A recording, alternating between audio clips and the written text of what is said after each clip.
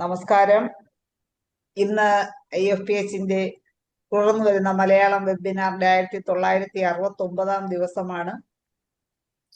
ഇന്നത്തെ മലയാളം സെഷനിൽ നമുക്കൊരു ക്ലാസ് എടുക്കുവാനായി നമ്മോടൊപ്പം ചേരുന്നത് ഡോക്ടർ ജോളിയാണ്. ഡോക്ടർ ജോളി നമുക്ക് ഇന്ന് ക്ലാസ് എടുക്കുന്ന വിഷയം ജോളി ഡോക്ടറോടൊപ്പം എന്നുള്ള അതാണ് ഇന്നത്തെ സബ്ജക്റ്റ്. ഡോക്ടറുടെ ക്ലാസ് നേരത്തെ നമുക്ക് ലഭിച്ചിട്ടുണ്ട്. വളരെ നല്ല രീതിയിൽ നല്ല ക്ലാസ്സുകൾ എടുക്കുന്ന ഡോക്ടറാണ്. ഡോക്ടർ തൃശ്ശൂർ ജില്ലയിൽ നിന്നും സൂപ്രണ്ടായിട്ട് ഗവൺമെന്റ് സർവീസിൽ നിന്ന് റിട്ടയർ ചെയ്ത് സ്വന്തം വീട്ടിൽ ട്രീറ്റ്മെന്റ് തുടർന്നു വരുന്ന ഡോക്ടറാണ്. ഇന്ന് നല്ലൊരു ക്ലാസ് പ്രതീക്ഷിച്ചുകൊണ്ട് നമുക്ക് IFPHന് വേണ്ടി ഡോക്ടറെ വളരെ സ്നേഹപൂർവ്വം സ്വാഗതം ചെയ്യുന്നു. അതുപോലെ തന്നെ ഡോക്ടറുടെ ക്ലാസ് കേൾക്കുന്നതിന് വേണ്ടി ഇന്ന് സൂം പ്ലാറ്റ്ഫോമിൽ എത്തിയിട്ടുള്ള എല്ലാ ബഹുമാന്യരായ ഡോക്ടേഴ്സിനെയും ഹോമിയോപ്പതി സ്നേഹികളെയും സ്റ്റുഡൻസിനെയും വളരെ സ്നേഹപൂർവ്വം ഇന്നത്തെ സെഷനിലേക്ക് സ്വാഗതം ചെയ്യുന്നു. ഒരു നിമിഷം ഈശ്വര പ്രാർത്ഥനയോടുകൂടി നമുക്ക് ഇന്നത്തെ സെഷൻ ആരംഭിക്കാം. നന്ദി. ഡോക്ടർ ജോളി ജോയിൻ ചെയ്തിട്ടുണ്ട്. നമുക്ക് ഡോക്ടറെ റെഡിയല്ലേ ജോളി ഡോക്ടറെ? അതെ അതെ അതെ അതെ. അപ്പൊ ഒന്നുകൂടി ഡോക്ടറെ വളരെ സ്നേഹപൂർവ്വം സ്വാഗതം ചെയ്യുന്നു. നമുക്ക് ക്ലാസ് തുടങ്ങാം. വീഡിയോ ഓൺ ആയിട്ടില്ല.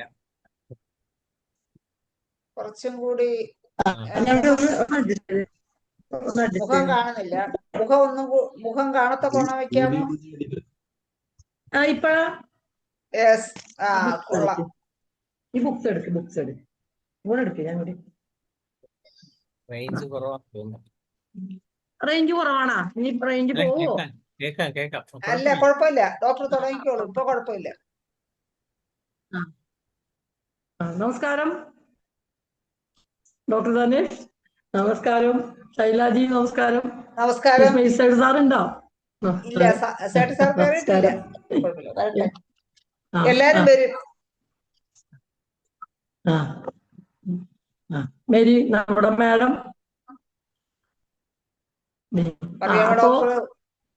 എല്ലാ മറിയമ്മ ഡോക്ടർ ഉണ്ടല്ലേ? എല്ലാ പ്രിയപ്പെട്ട ഡോക്ടർമാർക്കും നമസ്കാരം.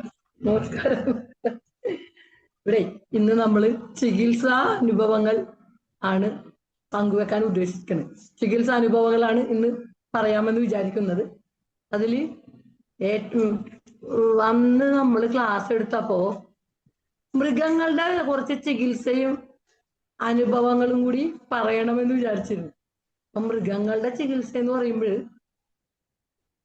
അത് ഹോമിയോപ്പതിക്ക് അത് ചെയ്യാൻ പറ്റുമോ ഇല്ലയോ എന്നൊക്കെ ഒരു സംശയം ഉണ്ടായിരുന്നു. പക്ഷെ നമ്മളാരും മൃഗങ്ങളുടെ പുറകെ ഓടിച്ചു വന്നിട്ടല്ല ഈ മൃഗങ്ങളെ എല്ലാം ചികിത്സിച്ചത്. എന്നിട്ട് ഒന്ന് രണ്ട് കാര്യങ്ങൾ മാത്രം മൃഗചികിത്സയിൽ നമ്മളൊന്ന് പറയുകയാണ് കേട്ടാ, വിത്ത് പെർമിഷൻ. അതായത് ഒരു പശുവിന്റെ അകിട്ടില് ഒരു വലിയ വാട്ട് വന്നു. വലിയ വാട്ട് അത് ദിവസം ചെല്ലുന്തോറും അത് വലുതായി. അത് പാല് കറക്കുന്ന പശുവാണ്. അതുകൊണ്ട് ഇത് വലുതായി വന്നപ്പോ പിന്നെ എന്താണ് പറ്റിയെന്ന് വെച്ചാല് മെഷീൻ പിടിപ്പിക്കാൻ പറ്റാണ്ടായി. 1.5 ലക്ഷം രൂപ വിലയുള്ള ഒരു പശുവാണിത്. അപ്പോ ഈ മെഷീൻ പിടിപ്പിക്കാൻ പറ്റാതെ പാല് കറക്കാൻ പറ്റും. എങ്ങനെയാണ് നിപ്പിളിൽ നിന്ന് ഇത് കീറിയെടുക്കുന്നത്? അപ്പോഴാണ് അവരെന്നെ വിളിച്ചത്, ഒന്ന് സഹായിക്കണം, വാട്സ് ആണ് അകിട്ടില്, അതായത് നിപ്പിളിന്മേലാണ് വാട്സ്. അപ്പോ എന്ത് മരുന്നാണ് കൊടുക്കേണ്ടത്? What's on breast, especially in female, കാസ്ട്രിക്യൂ. അവിടെ തൊഴുത്തിൽ പോയി പശുവിനെ ഒന്നും കാണാൻ നിന്നില്ല. കാറിൽ ഇരുന്ന് തന്നെ കാസ്ട്രിക്യൂ എഴുതി. കാസ്ട്രിക്യൂ 30. ഒരു പശുവായതുകൊണ്ട് ഒരു 20 ഡ്രോപ്സ് കുറച്ച് വെള്ളത്തിൽ ഒഴിച്ച് പശുവിന് കുപ്പിയിലാക്കി കൊടുക്കാൻ പറഞ്ഞു. It is a wonder. ഹോമിയോപ്പതിയുടെ ഒരു വണ്ടറാണ്. ഡോക്ടർ ഹരിമാനസ് വീണ്ടും സ്മരിക്കുകയാണ്. ആ 3rd ഡേ ആ വാർട്ട് അങ്ങനെ തന്നെ അടന്നുപോയി. അപ്പോ മനുഷ്യനെ അതേപോലെ തന്നെയാണ് മൃഗങ്ങൾക്കും അപ്ലൈ ചെയ്യേണ്ടത്. വാട്സ് ഓൺ ബ്രസ്റ്റ്, ഒറ്റ മരുന്നേ ഉള്ളു നമ്മൾക്ക് റെപ്പട്രിയിൽ. കാസ്ട്രിക്കുമാണ്. അപ്പൊ കാസ്ട്രിക്ക് കൊടുത്ത് അങ്ങനെ അതൊരു ഫാമിലിയാണ് രക്ഷപ്പെട്ടത്. 1.5 ലക്ഷം രൂപയുടെ എബവ് ഉള്ള പശു ഡെയിലി എത്രയോ ലിറ്റർ പാല് കറക്കും. പാല് പിടിപ്പിക്കാൻ പറ്റാതെ പോകുന്നു. നമ്മളാരും ഓടിച്ചെന്നിട്ട് ഒരു പശുവിനെ ഞങ്ങൾ ഒരു വാട്ടർ ചികിത്സിക്കും എന്ന് പറഞ്ഞ് ഓടുന്നതല്ല. ഇത് പൊതുജനങ്ങളാണ് അതിൽ ബോധവാന്മാര്.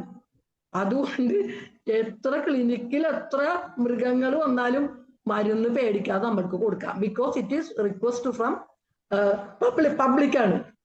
അതുപോലെ തന്നെ വേറൊരു കേസ് എന്ന് പറഞ്ഞാല്, ഞാൻ കുഞ്ഞമ്പറമ്പ് മലാക്കയിൽ മെഡിക്കൽ ഓഫീസറായിരിക്കുമ്പോ അവരെന്നോട് വന്നിട്ട് പറഞ്ഞ് ഈ പശു ഒന്നും തിന്നുന്നില്ല, വെള്ളം ഒന്നും ഇറക്കുന്നില്ല, പശു ഇങ്ങനെ ഒരേ നിപ്പ്.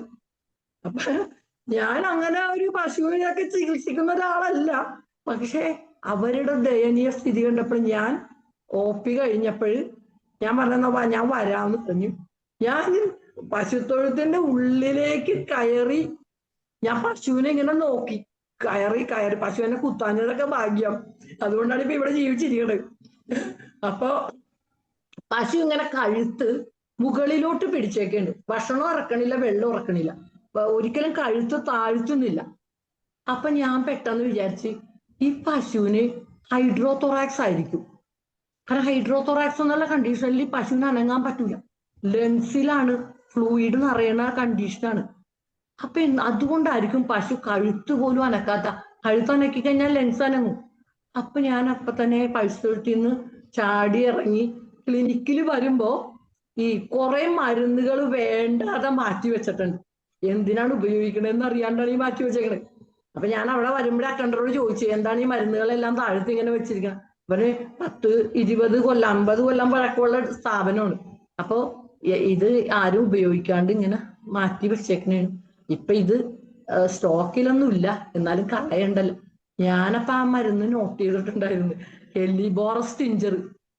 ഞാൻ 450 ml ആണ് അന്ന്. ഇന്നേപോലെ 100 ml അല്ല, കംപ്ലീറ്റ് മരുന്ന് 450 ml ആണ്.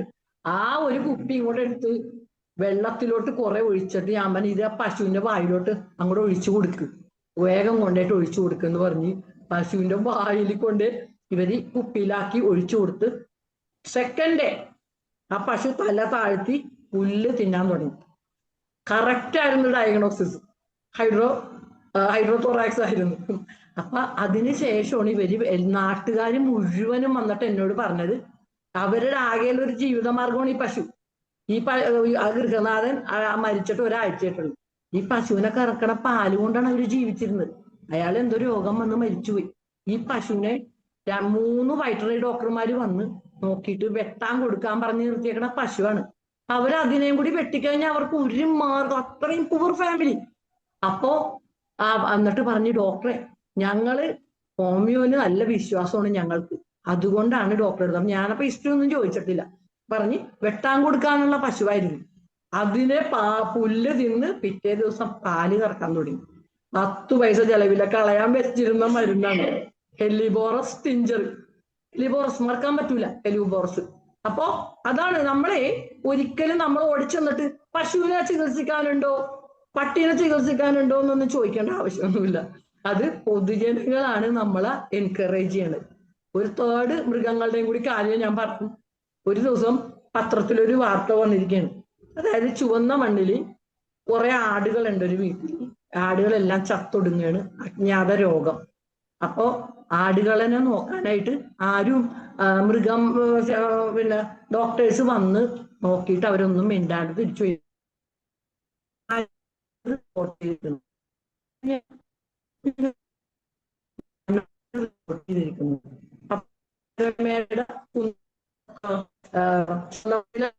വിളിച്ചു പറഞ്ഞ്, ഈ ആടുകൾ എവിടെയാണ്, എനിക്ക് ആടുകൾ കാണും. അപ്പൊ പറഞ്ഞ് എന്നാ ഡോക്ടർ അങ്ങോട്ട് വന്നു, ഞങ്ങൾ അവിടെ കാത്തു നിൽക്കാം, നമുക്ക് ഈ സ്ഥലത്തോട്ട് പോവാന്ന് പറഞ്ഞ് ചെല്ലുമ്പോ ചുവന്നുകൊണ്ട് സെന്ററിൽ നിന്ന് ഒരു 2-3 കിലോമീറ്റേഴ്സ് ഉള്ളിലാണ്, ഏറ്റവും ഉള്ളിൽ ചെന്ന് നോക്കുമ്പോ ഈ വീട്ടുകാർക്ക് വീടൊന്നും ഇല്ല കേട്ടോ. അവരെല്ലാരും ഇങ്ങനെ ഒരു തരം ഒരു പായ വിരിച്ചാണ് കിടക്കണം. ആടിന് മാത്രം കൂടുണ്ട്. വീട്ടുകാർ അത്രയും പൂർ ഫാമിലിയാണ് ഇതൊക്കെ, പൂർ ഫാമിലിയാണ് ഇതിന്റെ ഒക്കെ. അവരാണ് മൃഗങ്ങളെ വളർത്തി ജീവിക്കുന്നത്. ചെന്ന് നോക്കിയപ്പോ ഞാൻ ബാപ്റ്റീഷ്യ ടിഞ്ചർ കയ്യിൽ പിടിച്ചിട്ടുണ്ടായിരുന്നു. ബാക്ടീഷ്യ ടിഞ്ചർ ഞാൻ കയ്യിൽ പിടിച്ചിട്ടുണ്ടായിരുന്നു. അത് അന്നും പൗണ്ടാണ്. അവിടെ ചെന്ന് കഴിഞ്ഞപ്പോ കുറെ നാട്ടുകാർ വന്നു. കാരണം ഇത് 35ഓളം ആടുണ്ട്, 35 എബവ് ആടുണ്ട്. 15 ചത്തുപോയി. നാടൻ ആടുകളാണ്. ഇവര് ഈ ആടിനെ മാത്രം കൊണ്ടാണ് ജീവിക്കുന്നത്. അതിനെ കറന്നും ആടുകളെ വിറ്റും ഒക്കെ. അപ്പൊ ഞാൻ അവരോട് പറഞ്ഞൊരു കാര്യം ചെയ്യും, എല്ലാ ആടിനെ പിടിച്ച് ഒന്ന് നമുക്ക് ഈ മരുന്നൊന്ന് കൊടുക്കാൻ എന്നെ സഹായിക്കും എന്ന് പറഞ്ഞ് ഞാനിങ്ങനെ ആടിന് മരുന്നൊക്കെ ഒഴിച്ചു കൊടുക്കുമ്പോ ഈ മനോരമയുടെ റിപ്പോർട്ടർ ഫോട്ടോ എടുത്ത് പത്രത്തിൽ ഒരു പിറ്റേ ദിവസം അത് ഇട്ട്. അപ്പോ എല്ലാവർക്കും ബാക്ടീഷ്യ ടിഞ്ചറാണ് കൊടുത്തത്. എല്ലാ ആടുകളുടെയും വായിൽ ആ ബാക്ടീഷ്യ ടിഞ്ചർ ഇങ്ങനെ ഒഴിച്ച് കൊടുത്തു. ഞാൻ പറഞ്ഞ 3 ദിവസം കഴിയുമ്പോ ഒരാടും ചാവൂല. കാരണം ബാക്ടീഷ്യക്ക് ഒരു ഫാഗോസൈറ്റിക് ആക്ഷൻ ആണ്. It is can resist the body against bacteria. അതാണ് ബാക്ടീഷ്യയുടെ കഴിവ്, ഫാഗോസൈറ്റിക് ആക്ഷൻ. ടൈഫോയിഡിന് 1-ാം തരം മരുന്നാണല്ലോ. ടൈഫോയിഡിന്റെ ബാസില്ലസ് ഇൻഡസ്ട്രൈനിൽ വന്നു കഴിഞ്ഞിട്ടുണ്ടെങ്കിൽ കാരിയറായി മാറും. ബാക്ടീഷ്യ കൊടുത്തു കഴിഞ്ഞാൽ ഈ ടൈഫോയിഡ് കാരിയേഴ്സിന് ബാക്ടീഷ്യ അവിടെ അവർക്ക് യാതൊരു വൈറൽ ടെസ്റ്റ് ഒക്കെ നെഗറ്റീവ് ആയിരിക്കും. പക്ഷെ അവരുടെ ഇൻഡസ്ട്രൈനിൽ എപ്പോഴും ടൈഫോയിഡ് ഉണ്ടാവും. ഒരു കാരിയറാണ്. അവര് ഹോട്ടലിലൊക്കെ പണിയെടുത്തിട്ട് അവരുടെ കൈ വൃത്തിയായിട്ട് കഴുകിയില്ലെങ്കിൽ മറ്റുള്ളവർക്ക് ടൈഫോയിഡ് ആയിട്ട് മാറും. അപ്പൊ ഹോട്ടൽസിലൊക്കെ ചെക്ക് ചെയ്യുമ്പോൾ ടൈഫോയിഡ് കാരിയേഴ്സിനെയൊക്കെ കാണാറുണ്ട്. അപ്പൊ അവർക്ക് സർട്ടിഫിക്കറ്റ് കൊടുക്കൂല. അപ്പൊ അവര് കരയാൻ തുടങ്ങും. അവർക്ക് ആകെ ജീവിതമാർഗം ഹോട്ടലാണ്. നിങ്ങൾ കാരിയേഴ്സ് ആണ്.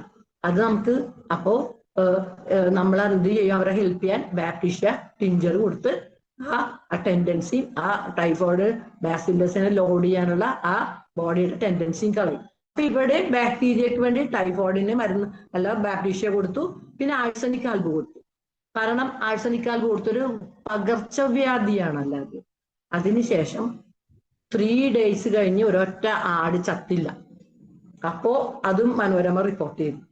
അതിനുശേഷം ബാക്ടീഷ്യ കൊടുത്തുകൊണ്ടേ ഇരുന്ന് പിന്നെ ഒറ്റ ആടും ചത്തില്ല. പിന്നെ പത്ര റിപ്പോർട്ടർ വാർത്ത കണ്ട് കുറെ പേര് വന്ന് അവർക്ക് വീട് വെച്ചു കൊടുത്തു, ആടിന് കൂട് പണിത് കൊടുത്തു. ഒരു ദിവസം എന്നെ വിളിച്ചിട്ട് പറഞ്ഞു, ഉദ്ഘാടനം ഡോക്ടർ വരണം. നാടൻ ആടുകളാണ്, ഏറ്റവും നല്ല നാടൻ ആടുകൾ. അവരെല്ലാരും രക്ഷപ്പെട്ട് ആ വീട്ടുകാർക്കൊരു വീടായി. അപ്പൊ നമ്മൾ മൃഗങ്ങളെ ചികിത്സിച്ചത് കൊണ്ട് എത്രയോ ഒരു ഫാമിലിയാണ് നമ്മൾ രക്ഷപ്പെടുത്തിക്കൊണ്ടിരുന്നത്. അതുകൊണ്ടാണ് നമ്മളൊരു മൃഗത്തിനെ ചികിത്സിക്കുമ്പോൾ ഒരു ഹെസിറ്റേഷനും വേണ്ട. ചെല്ലുക, മൃഗങ്ങളെ ചികിത്സിക്കുക. അത് റിക്വസ്റ്റ് ആണ്, ഓൺ റിക്വസ്റ്റ് ആണ്. അല്ലെങ്കിൽ നമ്മൾ എല്ലാ പശുത്തൊഴുത്തിലും ആടിന്റെ തൊഴുത്തിലൊക്കെ പോയിട്ട് ആടിനെ ചികിത്സിക്കണമെന്ന് നമ്മൾ ചോദിച്ചിട്ടില്ല. It is request. പിന്നെ കുറെ മെഡിസിൻസ് ഒക്കെ നമ്മൾ കൊടുക്കുമായിരുന്നു. അവിടെ ഒരു കാർഷിക മേഖലയായിരുന്നു ഗവൺമെന്റ് ഡിസ്പെൻസറി പുന്നമ്പറമ്പിൽ. അതിനുശേഷം ഒരു ആന ഉണ്ടായി. ആന കോലഴിയിലുള്ളതാണ്. ആനയുടെ കാലിന്റെ നഖത്തിന്റെ ഇടയ്ക്ക് ക്ലെബ്സിയല ബാസില്ല ഇൻഫെക്ഷൻ വന്നു. ക്ലെബ്സിയല വന്നു കഴിഞ്ഞാൽ ഉണങ്ങൂല. ആനക്ക് കാല് ചവിട്ടാൻ പറ്റൂല. ഏത് ജില്ലയാണ്? മേഡം, ഏത് ജില്ല? തൃശ്ശൂർ ജില്ല. തൃശ്ശൂർ ജില്ല. കോലഴി. അപ്പൊ എഴുന്നള്ളിക്കാൻ കൊണ്ടുപോകാൻ പറ്റൂല. ആടിന്റെ കാര്യം എല്ലാം തൃശ്ശൂർ ജില്ല. ആടും തൃശ്ശൂർ ജില്ല. ചുവന്ന മണ്ണ്, മണ്ണൂത്തിയാണ്. മണ്ണൂത്തി കഴിഞ്ഞ് പാലക്കാട് ബോർഡർ, അവിടെയാണ് ചുവന്ന മണ്ണ്. ഈ ആന ഉണ്ടായത് കോലഴിയിലാണ്. അപ്പൊ ആനയെ ചികിത്സിക്കാൻ വേണ്ടി അങ്ങോട്ട് ചെന്നപ്പോ ക്ലെബ്സിയല ബാസില്ലസ് ആണ് നഖത്തിന്റെ ഇടയിൽ മുഴുവൻ. അപ്പൊ വേണ്ട ഇഞ്ചക്ഷൻ ആന്റിബയോട്ടിക്സ് അവരെടുത്തിട്ടും ക്ലെബ്സിയല അങ്ങനെ മാറൂലല്ലോ. നമ്മളുടെ ഏറ്റവും നല്ല മരുന്ന് ക്യൂബേബയാണ്. ക്ലെബ്സിയല ബാസില്ലസ് യൂറിനിൽ വന്നു കഴിഞ്ഞാൽ ക്യൂബേബ ടിഞ്ചർ ആണ് അതിന്റെ ഏറ്റവും നല്ല മരുന്ന്. ഞാൻ പക്ഷെ അന്ന് ക്യൂബേബ അല്ല ഇട്ടത്, എക്കിനേഷ്യം കലണ്ടുലൊക്കെയാണ് ഇട്ടിട്ട് ബക്കറ്റിൽ കലണ്ടുല ടിഞ്ചർ ഒഴിച്ചിട്ട് ആനക്ക് കുടിക്കാൻ കൊടുത്ത്. അപ്പൊ ആന ഇങ്ങനെ ചെല്ലുമ്പോ കണ്ണിങ്ങനെ അടക്കാണ്. അപ്പൊ ഞാൻ ചോദിച്ചു, എന്താണ് ഈ ആന കണ്ണിങ്ങനെ അടച്ചു കളയുന്നത്? അപ്പൊ പാപ്പന്മാര് പറഞ്ഞത് വലിയ സൂചി എടുത്തിട്ടാണ് ഇഞ്ചക്ഷൻ 2 നേരമേ. അപ്പൊ അതിന്റെ വേദന സഹിക്കാൻ പറ്റാത്തതുകൊണ്ട് ആണ് ആന പുറത്തുനിന്ന് ആര് വരുമ്പോഴും ഇഞ്ചക്ഷൻ എടുക്കാനാന്ന് ഓർത്ത് പേടിച്ച് ഇങ്ങനെ വിറക്കുന്നത് എന്ന് പറഞ്ഞു. അപ്പൊ എന്നിട്ട് നമ്മള് ഈ കലണ്ടുല ടിഞ്ചറാണ് ഒരു സെറേറ്റ് പോലെ ആക്കിയിട്ട് പുരട്ടി അവരുടെ ആന്റിബയോട്ടിക്സും നമ്മുടെ കലണ്ടുല പിന്നെ വെള്ളത്തിൽ ഒഴിച്ചു കൊടുക്കുക. കലണ്ടുല വളരെ നല്ലൊരു ആന്റിസ്റ്റിക് മെഡിസിൻ ആണല്ലോ. പിന്നെ കലണ്ടുല 30 ആണ് നമ്മൾ ക്യാൻസറിന്റെ അതികഠിനമായ വേദനയ്ക്ക് കലണ്ടുല ഹൈലി എഫക്റ്റീവ് ആണ്. അപ്പൊ കലണ്ടുലക്ക് അങ്ങനെ കുറെ ഗുണങ്ങളുണ്ട്. അപ്പൊ ഈ ആനയുടെ നഖത്തിന്റെ ഉള്ളിലൊക്കെ ആ പഴുപ്പൊക്കെ നിന്ന് അലോപ്പതിയും ഹോമിയോപ്പതിയും കൂടിയാണ് ചെയ്തത്. അങ്ങനെ ആന പിന്നെ നടന്നു. അപ്പൊ മൃഗങ്ങളുടെ ചികിത്സയാണ് ഇത്രയുണ്ട്. അപ്പോ അത്രയും ഒരു അനുഭവങ്ങൾ പറയുമ്പോൾ അത് പറയണമല്ലോ നമ്മള്. സമൂഹത്തിനെ തന്നെയാണ് രക്ഷിച്ചത്. പിന്നെ നമ്മളുടെ മറ്റുള്ള ചികിത്സാ അനുഭവങ്ങളാണ് പറയുന്നത്. അതായത് നമ്മളെ ചന്ദ്രൻ ഡോക്ടർ പറഞ്ഞല്ലോ, മദൻ ഡോക്ടർ ക്ലാസ് കേട്ടിട്ട് പലതരത്തിലും മെഡിസിൻസ് നല്ല ഗുണങ്ങളുണ്ട്. തെറിഡിയോൺ എന്ന് പറഞ്ഞൊരു മരുന്നുണ്ട്. തെറിഡിയോൺ ശരിക്കും പറഞ്ഞാൽ തലകറക്കത്തിന് കൊടുക്കുന്ന മരുന്ന് തെറിഡിയോൺ.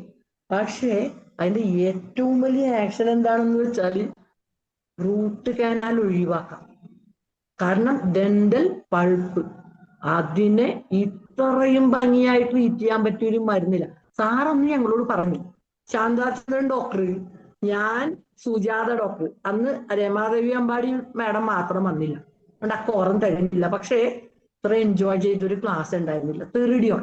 അപ്പൊ തെറിഡിയോൺ സാറ് പറഞ്ഞ് റൂട്ട് കനാല് ഒഴിവാക്കാം, ഡെന്റൽ പൾപ്പ് കംപ്ലീറ്റ് ഉള്ളിൽ ഹീൽ ചെയ്യുമെന്ന് പറഞ്ഞു. അപ്പൊ എന്റെ പല്ലിന് റൂട്ട് കനാല് ചെയ്യാൻ വേണ്ടി എക്സ്റേ എടുത്തിട്ടുണ്ടായി. ഡെന്റൽ പൾപ്പിന് പഴുപ്പുണ്ടായിരുന്നു. ഒരാഴ്ച കഴിഞ്ഞിട്ട് ചെന്നാൽ മതി എന്ന് പറഞ്ഞിട്ടുണ്ടായിരുന്നു എന്നോട്. ഞാൻ ആർണിക്കയും കലണ്ടൂലയും ക്രിയോസോട്ടും ഒക്കെ കഴിച്ചോണ്ടിരിക്കണായിരുന്നു. പക്ഷേ അത്ര ഗുണം തോന്നിയില്ല. ഈ ടെറിഡിയോൺ ഞാനൊരു 30 TDS കഴിച്ചതിന് ശേഷം ഞാൻ മെഡിക്കൽ കോളേജിൽ ചെന്ന് ഡോക്ടർ ഇത് ഡ്രില്ല് ചെയ്യാൻ നോക്കിയിട്ട് ഒരു കാരണവശാലും ഇത് ഡ്രില്ല് ചെയ്യാൻ പറ്റുന്നില്ല. അപ്പൊ ഡോക്ടർ പറഞ്ഞു, ഇത് ഡ്രില്ല് ചെയ്യാൻ പറ്റുന്നില്ലല്ലോ. അപ്പൊ ഡ്രില്ല് ചെയ്യാൻ പറ്റുന്നില്ല കാരണം ഉള്ളിൽ കംപ്ലീറ്റ് ഹീൽ ചെയ്തു. ഡെന്റൽ പൾപ്പ് കംപ്ലീറ്റ് ഹീൽ ചെയ്ത് അവിടെ കാൽസിഫിക്കേഷൻ വന്ന് അടഞ്ഞു, മോണ ക്ലിയർ ആണ്. അപ്പോ ഒരൊറ്റ ആഴ്ചത്തെ തെറിഡിയോണാണ് കേട്ടോ, അതിന്റെ ആക്ഷനാണ്. അപ്പൊ ഞാൻ ആ ഡോക്ടർ എൻ്റെ ഒരു മകളുടെ തന്നെ തുല്യമാണ്. അപ്പൊ ഞാൻ പറഞ്ഞു, ഡോക്ടറെ ഇത് ഞങ്ങളുടെ മദൻ സാറ് പറഞ്ഞിട്ട് ഞാൻ ഒരു മരുന്ന് കഴിച്ചിട്ടുണ്ടായി, അതുകൊണ്ടാണ് ഡോക്ടർക്ക് ഇതിൽ തുറന്ന് പൾപ്പ് എടുത്ത് കളയാൻ പറ്റാതിരുന്നത്.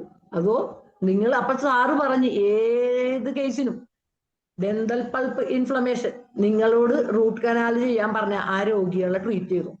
തെറിഡിയോണാണ് മരുന്ന്. അങ്ങനെ അത് ഒന്നാമത്തെ 30 തെറിഡിയോൺ 30. ഞാൻ ബുക്കിൽ നോക്കിയപ്പോ ഈ തെറിഡിയോൺ അത്രയ്ക്ക് ഇങ്ങനെ ഡെന്റൽ പൾപ്പ് എന്നൊന്നും പറഞ്ഞിട്ടില്ല. പക്ഷേ noise it penetrates the body especially teeth എന്ന് പറയുന്നുണ്ട്. അപ്പൊ എനിക്ക് തോന്നുന്നത് ആ ഡെന്റൽ പൾപ്പിന് വേദന എടുക്കുമ്പോഴേ സൗണ്ട് എല്ലാം കേൾക്കുമ്പോ പോലും അതിന് പെയിൻ വന്നുണ്ടാവും. അതാണ് പെനിട്രേറ്റ്സ് എസ്പെഷ്യലി ടീത്ത് എന്ന് പറയുന്നത്. ഒരു പക്ഷെ സാർ അത് എങ്ങനെയാണ് അത് കണ്ടുപിടിച്ചതെന്ന് എനിക്ക് മനസ്സിലാകുന്നില്ല. പക്ഷെ അത്രയും ഒരു വണ്ടർ, ഒരു പ്യുവറായി അത്. അതുപോലെ തെറിഡിയോണിന്റെ മറ്റൊരു വളരെ വളരെ ഗുണമാണ് സ്ലിപ്പ് ഡിസ്ക് ഒരെണ്ണത്തിന്റെ മുകളിലോട്ട് ഒരെണ്ണം തെന്നിയാല് തെറിഡിയോൺ ആണ്. അഗാരിക്കസ് ഒന്നും അല്ല മരുന്ന്. അഗാരിക്കസിനെല്ലാം തെറിഡിയോൺ. അപ്പൊ തെറിഡിയോൺ വണ്ണം കൊടുക്കണം. ഒറ്റ ഡോസ് തെറിഡിയോൺ വണ്ണം കൊടുക്കണം. തെറിഡിയോൺ സ്ലിപ്പ് ഡിസ്കിനും വളരെ വളരെ നല്ല മെഡിസിൻ ആണ്. ഡിസ്ക് പ്രൊലാപ്സിനും തെറിഡിയോൺ നല്ല മരുന്നാണ്. കാരണം back sensitiveness of between avoid pressure on spine theridion. പിന്നെ തെറിഡിയോണിന്റെ ഒപ്പം സ്ലിപ്പ് ഡിസ്കിന് കൊടുക്കാൻ പറ്റിയ ഒരു മരുന്നാണ് ബാംബൂസ എന്ന് പറഞ്ഞാൽ ശരിക്കും ബാംബു തന്നെയാണ്. ബാംബൂസ 30 ആണ് കൊടുക്കുന്നത്. കാരണം അത് ഡോക്ട്രിൻ ഓഫ് സിഗ്നേച്ചർ വെച്ചിട്ടാണ്. അതായത് ബാംബുവിന്റെ പോലെ സ്റ്റിഫ് ആയിരിക്കും അത് ഏറ്റവും കൂടുതൽ ആങ്കൈലോസിങ് സ്പോണ്ടൈലോസിസ് തന്നെയാണ്. പക്ഷേ നല്ല വേദനയ്ക്കും സ്റ്റിഫായിട്ടുള്ള ജോയിന്റിനും എല്ലാം നല്ലതാണ്. അവിടെ ബാംബൂസ. പക്ഷെ ഇവിടെ സ്ലിപ്പ് ഡിസ്ക് ആയിട്ട് മാത്രം നിന്ന് കഴിഞ്ഞാൽ അത് തെറിഡിയോൺ ആണ് മരുന്ന്. പിന്നെ അപ്പൊ ആ കേസ് അങ്ങനെ ഞാൻ തന്നെ അത് അനുഭവിച്ച് അതിന്റെ ഗുണങ്ങൾ മനസ്സിലായി. തെറിഡിയോൺ. പിന്നെ സാർ കുറെ കേസ് അന്ന് ചന്ദ്രൻ മാഡം പറഞ്ഞിരുന്നു കുറെ കേസുകൾ അന്ന് സാറിന്റെ മരുന്നുകൾ. പിന്നെ ഏത് കേസും നമ്മൾ ട്രീറ്റ് ചെയ്യുമ്പോൾ നമ്മൾ ഡയഗ്നോസ് ചെയ്യണം. അല്ലാണ്ട് മറ്റുള്ള ഡോക്ടർമാർ ഡയഗ്നോസ് ചെയ്തിട്ട് ഇങ്ങോട്ട് കൊണ്ടുവന്നിട്ട് കാര്യമില്ല. അല്ല മറ്റുള്ളവർ ഡയഗ്നോസ് ചെയ്ത് നമുക്ക് കിട്ടിയിട്ട് ട്രീറ്റ് ചെയ്യാൻ ഇരുന്ന് കഴിഞ്ഞാൽ നമുക്ക് കേസ് ഉണ്ടാവില്ല. അതുപോലെ ആ കേസിൽ രോഗികൾക്ക് വിശ്വാസം ഉണ്ടാവില്ല. സോ ഡയഗ്നോസ് ചെയ്ത് ട്രീറ്റ് ചെയ്ത കേസുകളാണ് ഞാൻ ഇവിടെ പറയുന്നത്. ഡയഗ്നോസ് ചെയ്ത് ട്രീറ്റ് ചെയ്യണം. അപ്പോ ഒരു എന്ത് കേസാണെങ്കിലും നമ്മൾ അത് കണ്ടുപിടിക്കണം. അത് നമ്മളുടെ ഉത്തരവാദിത്വമാണ്. അപ്പോ നമ്മുടെ തന്നെ ഒരു ഹോമിയോ ഡോക്ടർ മുന്താസ് ആണ്, അത് കുഴപ്പമില്ല, ഡോക്ടറിന്റെ പേര് പറഞ്ഞിട്ട് കുഴപ്പമില്ല. ഡോക്ടർ ഇങ്ങനെ വഞ്ചിയിൽ നിന്ന് ഇറങ്ങുമ്പോ പെട്ടെന്ന് വീഴാൻ പോയപ്പോ ബാക്കിലെ കൈ പിടിച്ച് ഇങ്ങോട്ട് വലിച്ച്, ഒരു വഞ്ചിക്കാരൻ വലിച്ചു. അപ്പൊ നോക്കിയപ്പോ ബോണിന് പൊട്ടൊന്നുമില്ല, റൈറ്റ് ഷോൾഡറാണ്. പക്ഷെ എന്നിട്ട് അതുകൊണ്ട് ഇങ്ങനെ നടന്നു. അപ്പൊ 5-6 ഡോക്ടർമാർ പറഞ്ഞു യാതൊരു കുഴപ്പമില്ലേ, ഒരു കുഴപ്പമില്ല, ഷോൾഡറിന് ഒരു കുഴപ്പമില്ല, ഒരു പ്രശ്നമില്ല എന്ന് പറഞ്ഞ്, ഷോൾഡറിന് കുഴപ്പമില്ലെന്ന് പറഞ്ഞ് ഇവര് ഈ ഡോക്ടർ ഈ പെയിനൊക്കെ സഹിച്ച് കുറെ മാരേജ് ഒക്കെ ഉണ്ടായിരുന്നു.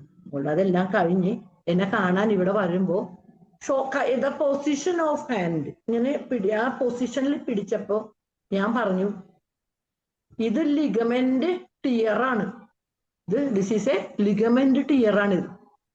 അത് ഏറ്റവും പേരെ മറിയെടുത്തോളൂ. കാരണം ഇതിൽ കുഴപ്പമില്ല എന്ന് പറഞ്ഞാൽ ബോണിനാണ് കുഴപ്പമില്ലാത്തത്. 4-5 ഡോക്ടർമാര് പറഞ്ഞല്ല കുഴപ്പമില്ല, പക്ഷെ യു ഹാവ് സ്റ്റിൽ പെയിൻ. അത് മാത്രമല്ല കൈ മൂവ്മെന്റ് ഇങ്ങനെയാണ് പിടിക്കുന്നത്. അപ്പോ തന്നെ നമ്മുടെ ഒരു ഡോക്ടർ ഉണ്ട്, ബാബു വർഗീസ് ഡോക്ടറെ അടുത്ത് രാത്രിയാണ് വന്നത്. അപ്പൊ തന്നെ സാറിന്റെ അടുത്ത് ചെന്ന്, സാറെ കൈ ഇങ്ങനെ ബുദ്ധിമുട്ടാണ്, പെയിൻ. സാറും അപ്പൊ തന്നെ പറഞ്ഞു, സാറ് ന്യൂറോ ഫിസീഷ്യനാണ്, അത് ലിഗമെന്റ് ടിയർ ആണ് എന്ന് പറഞ്ഞ് സ്കാൻ എടുക്കുമ്പോൾ അതിൽ 2 ലിഗമെന്റ് ടിയറും റൊട്ടേറ്റർ കഫ് ഫ്രെയിം. ആ കേസിൽ ഞാൻ ഡയഗ്നോസ് ചെയ്തെങ്കിലും ഞാൻ പറഞ്ഞു ഇത് കുറെ ദിവസമായി കൊണ്ടുനടക്കണം, അതുകൊണ്ട് നിങ്ങൾക്ക് ഇഷ്ടമുള്ള സർജറി ചെയ്തോ എന്ന് പറഞ്ഞ് സർജറിക്ക് വിട്ടു. അതിനുശേഷം നമ്മളുടെ കാരണം ലിഗമെന്റ് ടിയർ മാത്രമല്ലല്ലോ, അവിടെ സ്പ്രെയിൻ ഉണ്ടായിട്ടുണ്ടല്ലോ. അപ്പൊ ഡീപ്പ് സ്പ്രെയിനൊക്കെ വരുമ്പോ വണ്ണം കൊടുത്താൽ മതി. പിന്നെ ഏറ്റവും നല്ല മരുന്നുകൾ ലിഗമെന്റിന് സിംഫൈറ്റം 3x ആണ്. സിംഫൈറ്റം 3x ലിഗമെന്റ്സ് ആൻഡ് ടെൻഡൻസിന്റെ ഇഞ്ചുറിയുടെ 1ാമത്തെ മരുന്നാണ്. അപ്പോ ഞാൻ ഇങ്ങനെ കേസുകൾ അനലൈസ് ചെയ്യുമ്പോൾ മിക്ക കേസും ഡയഗ്നോസ് ചെയ്യാണ്ടാണ് ട്രീറ്റ് ചെയ്യണത്. അത് ഏത് സിസ്റ്റം ആണെങ്കിലും, ഹോമിയോപ്പതി സിസ്റ്റത്തിനല്ല ഞാൻ പറയുന്നത്. ഈവൻ ഇത്രയും സൗകര്യങ്ങൾ ഉണ്ടെന്ന് പറയണ അലോപ്പതി 3 ഡോക്ടേഴ്സാണ് പറഞ്ഞത് കുഴപ്പമില്ല. രോഗീനെ നോക്കുന്നില്ല, അവരുടെ കണ്ണുകളിലുള്ള ദൈന്യത കാണുന്നില്ല. എന്താണ് പിന്നെ നോക്കുന്നത്? എനിക്കത് മനസ്സിലാവുന്നു. അതാണ് ഈ ഡയഗ്നോസിസ് ഇത്രയും നിർബന്ധമായും നമ്മളത് കണ്ടുപിടിക്കണം. അതുപോലെ അപ്പൊ നീ ജോയിൻസിന് എപ്പോൾ എന്ത് വേദന വന്നാലും അത് ഡയഗ്നോസ് ചെയ്യാൻ പഠിക്കാം. അതായത് ഇപ്പൊ ഏറ്റവും മേജർ ആയിട്ടുള്ള നീ ജോയിൻസിന്റെ പ്രശ്നം എന്താണ്? ഏറ്റവും മേജർ റുമറ്റോയ്ഡ് ആർത്രൈറ്റിസ് ആണ്. കാരണം ഇൻറ്റൻസ് പെയിൻ ആണ്. Intense pain. പക്ഷേ അവിടെ എന്താണ് ലേറ്റ് ഡയഗ്നോസിസ് ചെയ്യാനുള്ളത്. റുമറ്റോയ്ഡ് ആർത്രൈറ്റിസ് ഒരു പേഷ്യന്റ് വന്നാല് ആ രോഗി ഒരു 10-12 ഡോക്ടർമാരുടെ പുറകെ നടന്നതിന് ശേഷം ഒരു 2-3 കൊല്ലം കഴിഞ്ഞ് നീ ഡാമേജ് തുടങ്ങുമ്പോഴാണ് RA ഫാക്ടർ ഒന്ന് നോക്കുന്നത്. അപ്പോഴത്തേക്കും ഡാമേജ് ഒക്കെ കഴിഞ്ഞു പോയിട്ടുണ്ടാവും. RA ഫാക്ടർ തുടക്കത്തിലേക്ക് കിട്ടിയാൽ ഈസി ആയിട്ട് മാറ്റാന്ന് ഇന്നലത്തെ ക്ലാസ്സിൽ നമ്മുടെ ഷീല ഡോക്ടറുടെ ക്ലാസ്സിൽ നമ്മുടെ സലീം കുമാർ ഡോക്ടറും പറഞ്ഞു. പക്ഷേ RA ഫാക്ടർ തുടക്കത്തിൽ കിട്ടൂല. കാരണം എന്താണ്? RAയുടെ തുടക്കം എന്താണ്? വെറും ക്ഷീണമാണ്. അപ്പൊ അത് ലേഡിയാണ്, ഓവർ വർക്കാണ്.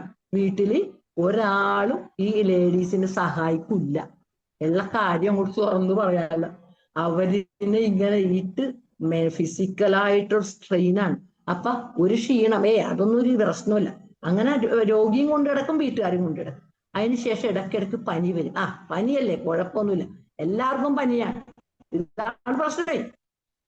എല്ലാവർക്കും ക്ഷീണമുണ്ട്. പനി ഈ സീസണിന്റെ പനിയാണ്. മുട്ടുവേന, അതെല്ലാവർക്കും ഉണ്ട് മുട്ടുവേന. അതുകൊണ്ട് എന്തു പറ്റും? ഈ ഇത്രയും ഭീകരമായ ഒരു റുമറ്റോയ്ഡ് ആർത്രൈറ്റിസിനെ കണ്ടുപിടിച്ച് വരുമ്പോൾ 2 കൊല്ലം പിടിക്കും. പേഷ്യന്റിന് എനിക്കറിയാം. പക്ഷെ ആ പേഷ്യന്റ് വന്നപ്പോ തന്നെ മുട്ടിന്റെ ഇത് കണ്ടപ്പോഴേ ഞാൻ പറഞ്ഞു വേഗം പോയിട്ട് ACCP, ആന്റിസൈക്ലിക് സിട്രുലേറ്റഡ് പെപ്റ്റൈഡ്, ആ പെപ്റ്റൈഡിന്റെ ടെസ്റ്റാണ് ആദ്യത്തെ ടെസ്റ്റ് ചെയ്യേണ്ടത്. കാരണം റുമറ്റോയിഡ് ആർത്രൈറ്റിസിലും RA ഫാക്ടർ പോസിറ്റീവ് ആണെന്ന് പറഞ്ഞ് മാത്രം റുമറ്റോയിഡ് ആർത്രൈറ്റിസ് നമുക്ക് ട്രീറ്റ് ചെയ്യാൻ പറ്റൂല. വൈ? 15 രോഗങ്ങൾക്ക് RA ഫാക്ടർ പോസിറ്റീവ് ആണ്. ഈവൻ ട്യൂബർക്കുലോസിസ്, ക്യാൻസർ മുതൽ എല്ലാത്തിനും RA ഫാക്ടർ പോസിറ്റീവ് ആണ്. അപ്പൊ നമുക്ക് അതിന്റെ ആക്യുറേറ്റ് ടെസ്റ്റ് എന്താണ്? ആന്റിസൈക്ലിക് സിട്രുലേറ്റഡ് പെപ്റ്റൈഡ്. ഈ സിട്രുലേറ്റഡ് പെപ്റ്റൈഡ് ആന്റിജൻ ആണ്, അതായത് സെൽഫ് ആന്റിജൻ. അവരിയ്ക്കുന്നത് സൈനോവിയൽ മെംബ്രെയിനിലാണ്. അത് ആദ്യമേ കണ്ടുപിടിക്കണം. അതിനുശേഷം റുമറ്റോയിഡ് ആർത്രൈറ്റിസ് നമ്മൾ ട്രീറ്റ് ചെയ്യുമ്പോൾ വീണ്ടും പറയുകയാണ്, അത് സിംഗിൾ റെമഡിയിലോട്ട് പോകണം. കുറേ അധികം മരുന്നുകൾ കൊടുക്കരുത്. റുമറ്റോയിഡ് ആർത്രൈറ്റിസ് ട്രീറ്റ്മെന്റിൽ മൈൻഡാണ് ഇമ്പോർട്ടൻറ്റ്. റുമറ്റോയിഡ് ആർത്രൈറ്റിസ് ഡയഗ്നോസ് ചെയ്യണം. കാരണം എന്താന്ന് വെച്ചിട്ടുണ്ടെങ്കിൽ ഇന്ന് നമ്മുടെ ഷീല ഡോക്ടറും പറഞ്ഞു 2 സിമെട്രി ആണ് എന്ന. പക്ഷേ ഇതിനോടൊക്കെ എത്രയോ മുമ്പ് സിംറ്റം വന്നു കഴിഞ്ഞു. തൈറോയിഡിലും ഞാൻ പറഞ്ഞു, ഒരു ജോയിന്റ് പെയിൻ, ഒരു നീ ജോയിന്റ് പെയിൻ അല്ലെങ്കിൽ റിസ്റ്റിന്റെ പെയിൻ, അത് നമ്മൾ ഇങ്ങനത്തെ രോഗങ്ങൾ ഒഴിവാക്കിക്കൊണ്ട് വേണം ചികിത്സിക്കാൻ. സിമ്പിൾ റൂമാറ്റിസമായിട്ട് ട്രീറ്റ് ചെയ്യണമെങ്കിൽ ഇതൊന്നും ഇല്ല എന്ന് ഉറപ്പുവരുത്തണം. So you should know about the depth of the disease, അല്ലെ? രോഗത്തിന്റെ ആഴം നമ്മൾ മനസ്സിലാക്കിയിരിക്കണം. അപ്പൊ ഒരു മുട്ടുവേദനയ്ക്ക് എന്തൊക്കെ ചെയ്യാം? മുട്ടുവേദനയ്ക്ക് റുമറ്റോയിഡ് ആർത്രൈറ്റിസിന് ആ രോഗിയുടെ മനസ്സാണ്, മൈൻഡാണ് important. Long continued mental worry ഇല്ലാതെ ഒരു റുമറ്റോയിഡ് ആർത്രൈറ്റിസ് നിലനിൽക്കില്ല. Long continued maintaining cause, exciting മാത്രമല്ല മെയിൻറ്റെയിനിങ്. അതിലോട്ട് ഒരു ഉദാഹരണം എന്താണ്? ഒരു ഹസ്ബൻഡ് മരിച്ചു പോവുക ഒരു പെട്ടെന്ന്, അതൊരു ലോങ് കണ്ടിന്യൂഡ് ആണ്. ഒരിക്കലും തിരിച്ചു കിട്ടാൻ പറ്റാത്ത ഒരു മെന്റൽ ട്രോമയാണ്. അതിനെയാണ് ട്രീറ്റ് ചെയ്യേണ്ടത്. അവരെ കൗൺസിലിംഗ് കൊടുത്തും ആ ട്രോമനെ കുറക്കാനുള്ള മരുന്നുകൾ, ചിലപ്പോൾ ആ ട്രോമ അവരുടെ മാനസിക ആഘാതം അവർക്ക് പല വിധത്തിൽ, ഏത് മയസ്മാറ്റിക് സ്റ്റേജിലാണ് അവരുടെ മൈൻഡ് നിൽക്കണേന്ന് നമ്മൾ നോക്കണം. ഏത് മയസ്മാറ്റിക് മൈൻഡിലാണ് നിൽക്കുന്നത്? അതാണ് സിഫിലിസ് ആണോ സൈക്കോസിസ് ആണോ? നമ്മൾ സിഫിലിസ് ആണെന്ന് പറഞ്ഞു കഴിഞ്ഞു. സെപ്പിയ ഇംഗ്ലീഷ് ക്ലാസ്സിൽ സെപ്പിയ സിംഗിൾ റെമഡിയിൽ നിർത്തണം. നമ്മുടെ കോട്ടയത്ത് ഒരു സെമിനാറിൽ ബോംബെയിൽ നിന്ന് വന്ന സാറ് പറഞ്ഞ് റുമറ്റോയിഡ് ആർത്രൈറ്റിസ് ക്യൂവേർഡ് വിത്ത് മെർസോൾ. അപ്പൊ എല്ലാ കേസിലും ഒരേ മരുന്നല്ല. പക്ഷെ ഏറ്റവും അത്യാവശ്യം എന്താണ്? റുമറ്റോയിഡ് ആർത്രൈറ്റിസിന് ഏറ്റവും അത്യാവശ്യം എന്താണ്? മൈൻഡ്. ആ രോഗിയുടെ കൂടെ അവരെന്താണ് പ്രശ്നം അത് നോക്കി, ചിലപ്പോൾ അവര് സെപ്പി ആവാം, ലക്കേസിസ് ആവാം, പ്ലാറ്റിന ആവാം, ഇഗ്നേഷ്യ ആവാം. അങ്ങനെ മൈൻഡിന്റെ ലെവലിലല്ലാതെ റുമറ്റോയിഡ് ആർത്രൈറ്റിസിനെ പിടിച്ചാക്കിയിട്ടില്ല. കറക്റ്റ് മരുന്നാണോ? Single dose is enough. അത് ഏത് സ്റ്റേജിലും. പക്ഷെ അതിന് ഒത്തിരി സമയം എടുക്കും, ഒത്തിരി രോഗിയുടെ ഒപ്പം അത്രയും കറക്റ്റ് മാച്ചിങ് മെഡിസിൻ മാത്രം. കാരണം പിന്നെ ഇത് പറയുന്നത് എന്താന്ന് വെച്ചാല്, അലോപ്പതിയുടെ ട്രീറ്റ്മെന്റ് റുമറ്റോയിഡ് ആർത്രൈറ്റിസിന് ആദ്യം ഒരു 5 കൊല്ലം മുമ്പ് വരെ അവര് സിംഗിൾ റെമഡിയാണ് ഉപയോഗിച്ചിരുന്നത്. അലോപ്പതിയിൽ എന്താണ് ഉപയോഗിച്ചിരുന്നത്? അതായത് ഏറ്റവും ആദ്യം non steroid anti inflammatory drugs ആണ് കൊടുത്തത്. അത് കുറയാതെ വരുമ്പോൾ disease modifying anti rheumatic drugs, അല്ലെ, DMARDS കൊടുത്തു. അതും കഴിഞ്ഞ് കുറയാണ്ടായപ്പോൾ അവര് ഹൈഡ്രോക്സിക്ലോറോക്വിൻ HCQ, അല്ലെ, ഹൈഡ്രോക്സിക്ലോറോക്വിൻ ആണ് HCQ, അത് കൊടുത്തു. അതിനുശേഷം പിന്നെയും രോഗിക്ക് കുറയാതെ വന്നു. മുട്ടുവേദനയൊക്കെ ഡിസ്ട്രക്ഷൻ ആണല്ലോ. അപ്പൊ സൈക്ലോഫോസ്ഫാമൈഡ് കൊടുത്തു. പിന്നെയും കുറയാണ്ടായപ്പോൾ മെത്തോട്രക്സൈറ്റ് MTX, അതായത് ഇമ്മ്യൂണോ സപ്രസന്റ്. അതാണ് ഇവരുടെ ഈ അലോപ്പതി കൊടുക്കുന്ന മെഡിസിൻ. മെത്തോട്രക്സൈറ്റ് കൊടുത്തു. ഓക്കെ, മെത്തോട്രക്സൈറ്റിൽ നിന്നില്ല. അത് കാരണം ഇമ്മ്യൂണോ സപ്രസന്റ് ആണ്. ഇമ്മ്യൂൺ സിസ്റ്റത്തിൽ നിന്ന് ട്യൂമർ നെക്രോട്ടൈസിങ് ഫാക്ടർ ആൽഫ, ആ ആൽഫേനെയാണ് നമ്മുടെ ഇമ്മ്യൂൺ സിസ്റ്റം പ്രൊഡ്യൂസ് ചെയ്യണം. Highly destructive to synovial membrane first, tumour necrotising factor alpha and പിന്നെ എന്താണ് 2 എണ്ണം കൂടിയുണ്ട്, ഇന്റർലൂക്കിനുകൾ, IL, പിന്നെ സർക്കുലേറ്റിംഗ് റിയാക്ടറി പ്രോട്ടീൻ. പക്ഷേ ഈ ഇത്രയും സാധനങ്ങൾ വരണ കൊണ്ട് ഇവര് സൈക്ലോഫോസ്ഫാമൈഡ് കഴിഞ്ഞപ്പോ പിന്നെ അവര് പറഞ്ഞ എന്താണ്, പ്രെഡനിസോളോൺ കൊടുക്കുക, വൈസോലോൺ, സ്റ്റീറോയിഡ് സ്റ്റാർട്ട് ചെയ്യുക. കാരണം ഇതൊക്കെ ഒരുമിച്ച് ആക്രമിക്കണേ. അതും കൊടുത്ത് മെത്തോട്രക്സേറ്റ് കൊടുത്തു, പ്രെഡനിസോളോൺ കൊടുത്തു. അതിനുശേഷം ഇവര് അവസാനം ഒരു 5 കൊല്ലം മുമ്പ് ഒരു 5-8 കൊല്ലം മുമ്പ് കണ്ടുപിടിച്ചാണ് എന്താണ് ബയോളജിക്സ്. ബയോളജിക്സ് എന്ന് പറഞ്ഞാൽ എന്താണ്? ഇറ്റ് ഈസ് അവര് പറയണത് ഇമ്മ്യൂൺ ഫ്രണ്ട്ലി ആണെന്ന്. ഇമ്മ്യൂൺ സിസ്റ്റത്തിനെ സപ്രസ് ചെയ്യൂല, അതിനെ തകർക്കൂല, അവരെ ഫ്രണ്ട്ലി ആയിട്ട് ഇമ്മ്യൂൺ സിസ്റ്റത്തിനോട് ഈ ഇന്റർലൂക്കിനുകളും TNF ആൽഫയും ഒന്നും പ്രൊഡ്യൂസ് ചെയ്യരുത് ഡോണ്ട് എന്ന് മാത്രമേ പറയുള്ളൂ എന്ന് പറഞ്ഞു. അങ്ങനെയാണ് ബയോളജിക്സ്. എന്താണ്? അണ്ടലിമുബാബ്, ഇൻഫ്ലക്സിമാബ്, അനഗിൻഡ്ര, റിട്രുക്സിമാബ്, ഈ സാധനങ്ങളാണ് നമ്മുടെ ബയോളജിക്സ് എന്ന് പറയുന്നത്. ഇമ്മ്യൂണോ ഫ്രണ്ട്ലി ആണെന്ന് അവര് പറയുന്നു. നിങ്ങൾ TNF ആൽഫ IL-കളൊന്നും പ്രൊഡ്യൂസ് ചെയ്ത് ഡോണ്ട് ഡിസ്റ്റർബ്, ഇത് ഓട്ടോ ആന്റിജനാണ്, നമ്മുടെ ശരീരത്തിലുള്ള ആന്റിജനാണെന്ന് പറയുന്നു. പക്ഷേ അതൊന്നും സമ്മതിക്കുന്നില്ല, ബോഡി സമ്മതിക്കുന്നില്ല. കാരണം it is N auto immune stage അല്ലേ. മൈൻഡിനെ ആരും നോക്കുന്നില്ല, ആ രോഗിയുടെ മാനസികാവസ്ഥ നോക്കുന്നില്ല. നമ്മൾ ഹോമിയോപ്പതി മാത്രമേ അത് നോക്കുന്നുള്ളൂ. അപ്പൊ ഇപ്പൊ ഞാൻ പുതിയ ജേർണല് നോക്കുമ്പോ ഇപ്പൊ എന്താണെന്ന് വെച്ചാൽ മിക്സഡ് തെറാപ്പിയാണ് ചെയ്യുന്നത്. മെത്തോട്രക്സേറ്റിന്റെ കൂടെ പ്രെഡനിസോളും പിന്നെ വിത്ത് HCQ അല്ലെങ്കിൽ സൈക്ലോഫോസ്ഫാമൈഡ്, അങ്ങനെ കോമ്പിനേഷൻ. അപ്പൊ നമ്മുടെ രോഗികൾ അതിലോട്ട് വിട്ടുകൊടുക്കരുത്.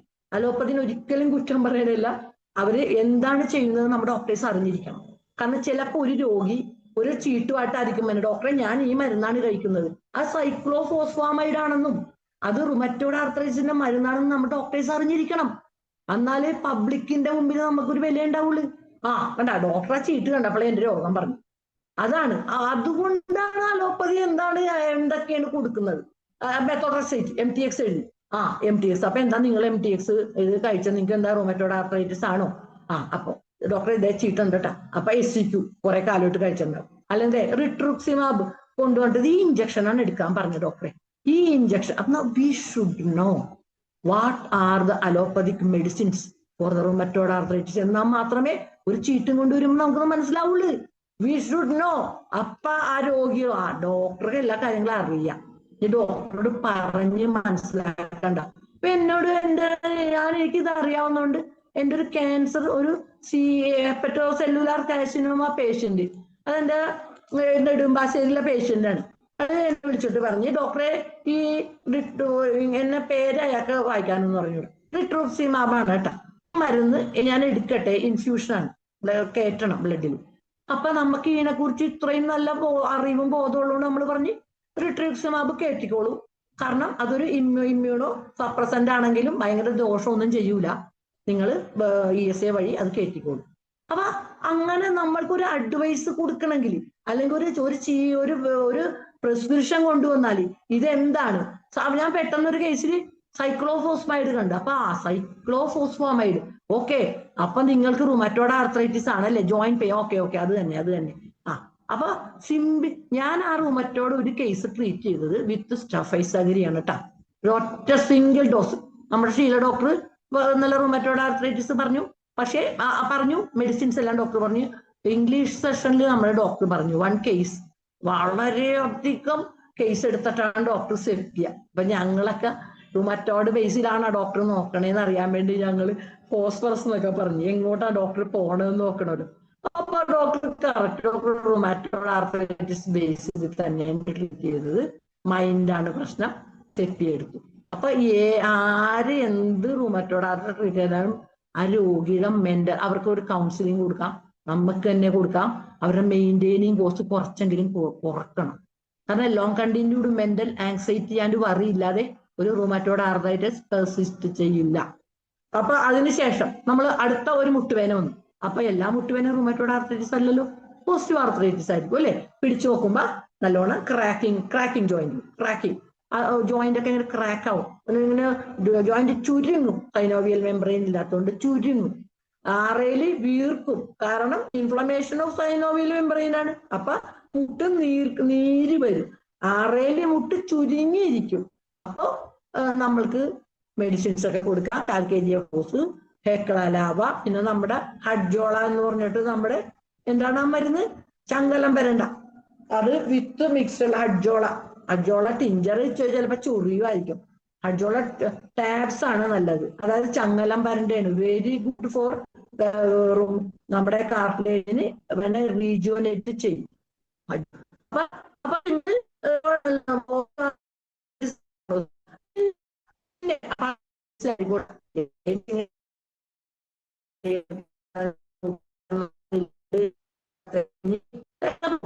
ഞാൻ ഒന്നുമില്ല, പക്ഷേ ലേഡീസ് ശ്രദ്ധിക്കണം. അതായത് മെനപ്പോസൽ മൈൻഡ് എന്ന് പറഞ്ഞൊരു ബുക്കുണ്ട്, ഒരു ലേഡിയൊക്കെ എഴുതിയതാണ്, ഒരു മാഡം. അത് ഓരോ വീട്ടിലും വായിച്ചിരിക്കണമെന്നാ പറഞ്ഞു. കാരണം മെനപ്പോസ് സംഭവിക്കുമ്പോ അതിന് 5 കൊല്ലം മുമ്പ് അതിന് ശേഷം ഒരു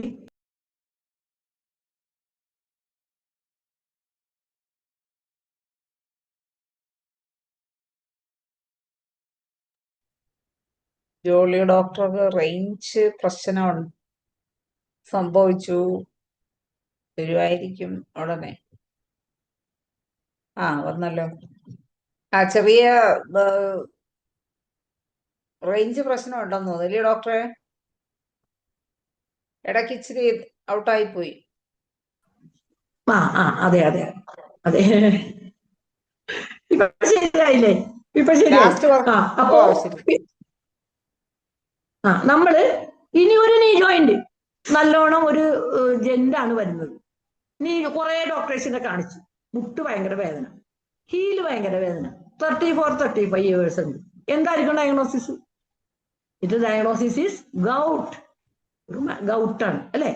accumulation of monosodium urate, monohydrate. ശ്രദ്ധിക്കണം, ഏജ് ആണ് അവിടെ, മെയിലാണ്, ഏജ് ആണ് 35 വയസ്സ്. ചിലപ്പോൾ ഹിസ്റ്ററി ഓഫ് റീനൽ കാൽക്കുല ഉണ്ടാവും. നമുക്ക് അതൊക്കെ ഡയഗ്നോസ് ചെയ്ത് നമ്മൾ ഇങ്ങോട്ട് എടുത്താൽ അതൊക്കെ നമ്മുടെ കയ്യിൽ നിൽക്കുന്ന കേസുകളാണ്. കയ്യിൽ അവിടെ നിൽക്കും. കാരണം ഡോക്ടറാണ് അത് ഡയഗ്നോസ് ചെയ്യണത്, നമ്മളാണ് അത് ഡയഗ്നോസ് ചെയ്യണത്. അത് ഹീൽ പെയിൻ ഉണ്ടാവും, ഏജ് നോക്കണം. അപ്പൊ നമ്മൾ ഗൗട്ട് വരുമ്പോ നമ്മൾ എന്താണ് അവിടെ നോക്കുന്നത്? യൂറിക് ആസിഡ് ആണ് നോക്കുന്നത്. പക്ഷെ യൂറിക് ആസിഡ് വേദന ഉള്ളപ്പോ നോക്കിയാൽ യൂറിക് ആസിഡ് ബ്ലഡിൽ കുറഞ്ഞേക്കും. എന്താണെന്ന് വെച്ചാല് ജോയിന്റ്സിന് വേദന ഉള്ളപ്പോ ബ്ലഡിൽ യൂറിക് ആസിഡ് ഇല്ല. യൂറിക് ആസിഡ് ബ്ലഡിലോട്ട് പോർ ചെയ്ത് വെക്കും. അപ്പൊ വേദന ജോയിന്റ്സിലായിരിക്കും ആ നേരത്ത്. അപ്പൊ ബ്ലഡിൽ കുറയുമ്പോ നമ്മ ഗൗട്ട് അല്ല എന്ന് വിചാരിക്കണ്ട. ഒന്നും കൂടി റീചെക്ക് ചെയ്യണം, സിംറ്റംസ് എല്ലാം എടുക്കണം. ഗൗട്ട് അറിയാലോ, നമുക്ക് ഏറ്റവും കൂടുതൽ ട്രീറ്റ് ചെയ്യാൻ പറ്റിയ സാധനങ്ങളാണ്. അതായത് പറഞ്ഞു കഴിഞ്ഞു, ബെറിബറിസ് വൾഗാരിസ്, ആസിഡ് ബെൻസോയിക്കം, അതായത് മെറ്റബോളിക് ഡിസോർഡർ ആണ്. മെറ്റബോളിക് ഡിസോർഡർ ആണ്, അതിന് ആസിഡ് ബെൻസോയിക്കാണ് ഏറ്റവും നല്ല മരുന്ന്. അതുകൊണ്ട് തന്നെ നമ്മൾ ഡയറ്റിന് നല്ല റെസ്ട്രിക്ഷൻ കൊടുക്കണം. കടൽ മീനുകൾ കഴിക്കരുത്, ആൽക്കഹോൾസ് അധികം കഴിക്കരുത്, പ്യൂരിനടങ്ങിയ ഭക്ഷണങ്ങൾ കഴിക്കരുത്. പിന്നെ കിഡ്നി ഡിസീസ് വന്നാലും ഗൗട്ട് വരും. അപ്പൊ നമ്മൾക്ക് ഗൗട്ട് 3 റീസൺ ആണ്. ഡിസീസ് ഓഫ് കിഡ്നി അല്ല എങ്കിൽ ഓവറായിട്ടുള്ള ഇറച്ചി പോലത്തെ ഫുഡ് കഴിക്കുന്നു, 2ാമത്തെ റീസൺ. 3ാമത്തെ റീസൺ വളരെ കടുത്ത മെന്റൽ ടെൻഷൻ കൊണ്ട് നമ്മുടെ ബോഡിയിലത്തെ ന്യൂക്ലിയസിന്റെ ഉള്ളിലത്തെ യൂറിക് ആസിഡ് തന്നെ ബോഡി റിലീസ് ചെയ്യും. അതാണ് അവിടെ ഗൗട്ടിന്റെ ഓട്ടോ ഇമ്മ്യൂൺ. അതാണ് ഗൗട്ടിന്റെ 3 റീസൺ ആണ്. ഓട്ടോ ഇമ്മ്യൂൺ വരുമ്പോ നമ്മൾക്ക് നമ്മുടെ ബോഡി തന്നെ നമ്മുടെ ശരീരത്തിലുള്ള ന്യൂക്ലിക് ആസിഡിനെ പൊട്ടിച്ച് യൂറിക് ആസിഡ്, കടുത്ത മെന്റൽ ടെൻഷൻ, അവിടെ സ്റ്റാർവേഷൻ, ഓവർ ഈറ്റിംഗ്. അപ്പൊ ഒന്നുമേല യൂറിക് ആസിഡ് ഗൗട്ട് പേഷ്യൻസിന് അമിതമായും കഴിക്കാൻ പറ്റൂല, വിശന്നും ഇരിക്കാൻ പറ്റൂല, മെന്റൽ ടെൻഷനും പറ്റൂല. അപ്പൊ നമ്മൾ നമ്മുടെ അതനുസരിച്ച് മൈൻഡ് അനുസരിച്ച് തന്നെയാണ് മരുന്ന്. നാട്രസൾഫ് മുതൽ ഗൗട്ട് എന്ന് പറയാത്ത ഒരു മെഡിക്കൽ ഒരു മരുന്നില്ല. അതാണ് gout of abdomen, gout of joints. അപ്പൊ ഗൗട്ട് എന്ന് പറഞ്ഞാല് നമ്മുടെ സൈക്കോസിസ് ആണ് gout. Sycosis accumulation of waste products in the ബോഡിയാണ്. വേസ്റ്റ് പ്രൊഡക്ട്സ് ആണ് അക്യുമുലേഷൻ, അതാണ് സൈക്കോസിസ്. അവിടെ നിന്നാണ് നമ്മൾക്ക് സിഫിലിസിന്റെ കൂടെ കമ്പൈൻ ചെയ്ത് ഈ കണ്ട ക്യാൻസറസ് ഗ്രോത്തും ഈ റൂമാറ്റിസവും മുഴുവൻ തന്നെ. റൂമാറ്റിസം സൈക്കോസിസിന്റെ ഒരു സിംറ്റമാണ്. കാരണം എന്താണ്?